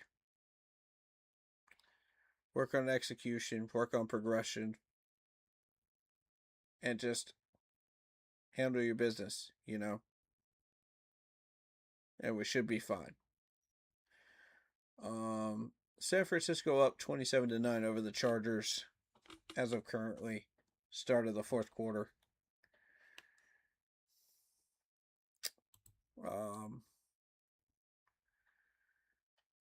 But yeah, I think we pretty much covered everything we need to cover, though. Anybody else in the chat want to speak up? Let me know. Got anybody you want to talk about? I'll give you guys an extra minute.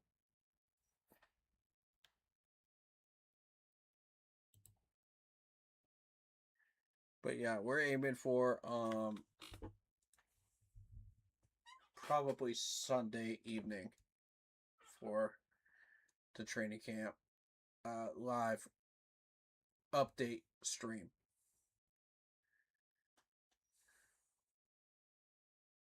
Because I got a friend in town and I kind of want to hang out with her, so tomorrow before the game. So that's how that's going to work out.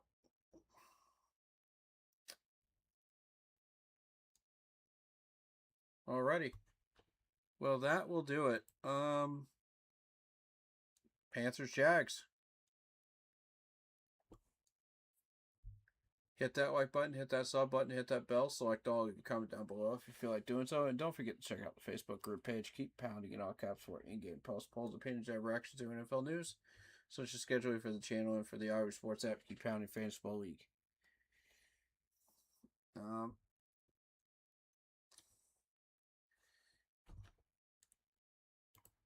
If you like the intro you see on your screen, go check out Lindara Ty on Instagram using her last name first, Ty, T-A-I-D dot Lindara, Lindara, for videos, panels, etc. to enhance your streaming experience. Go check her out. Fair pricing, awesome to work with, and just awesome in general. Lindara Ty on Instagram. Check out Mustard Grub and Sub out in Spartanburg, South Carolina. Tasty subs. Owners of Panthers fan, tell him we sent you. He'll hook you up. Also be looking out on the 30th for a fantasy football draft of Ill City. That's not the official one of ours, but that's the other one that I'm in. Also, training camp update stream on Sunday evening. The game starts tomorrow at 7:30. We will be starting the stream at 7.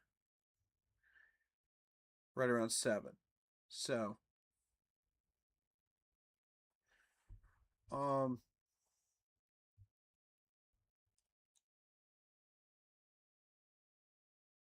shout out to all the other YouTubers doing their thing. C3, Big Cat with the 95 The Roar. You got Pat Coltrane. You got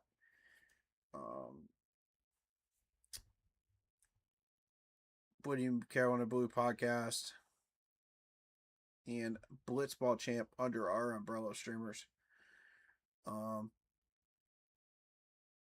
But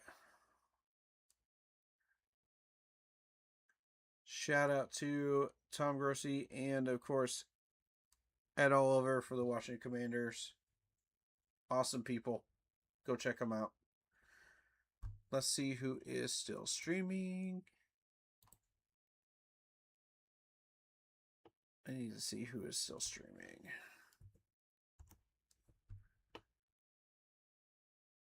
so that we know who to send you guys to.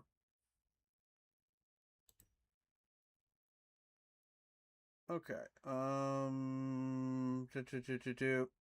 We will send you guys over to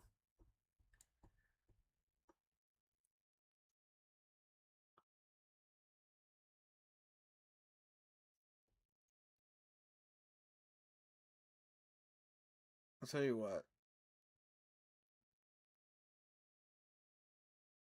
Big Cat was live today. So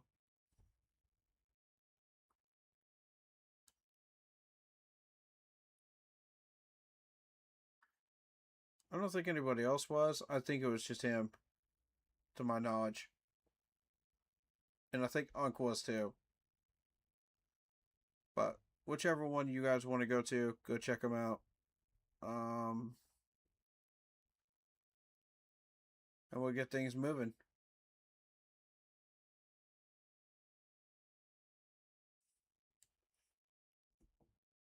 Anyway, thank you guys so much for the support. Make sure to stay happy, healthy, and well. And we will see you guys in the next one.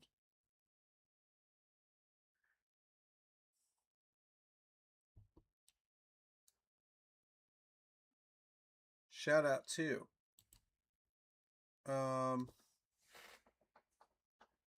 Sarah, Black Poppy, Jeffrey Stamper. Much love to everybody that came in and chatted with us. We love you guys very, very much. And all the people that worked as well. All the new likes, all the new follows, all the new subs. We appreciate all three of you. You folks, welcome to the Keep Pounding family. Welcome. And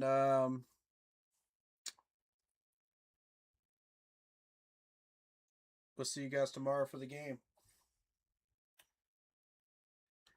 Much love to everybody here, man. Much love.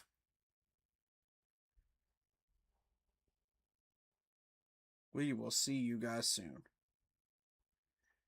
As always, keep pounding. I'm out. Peace.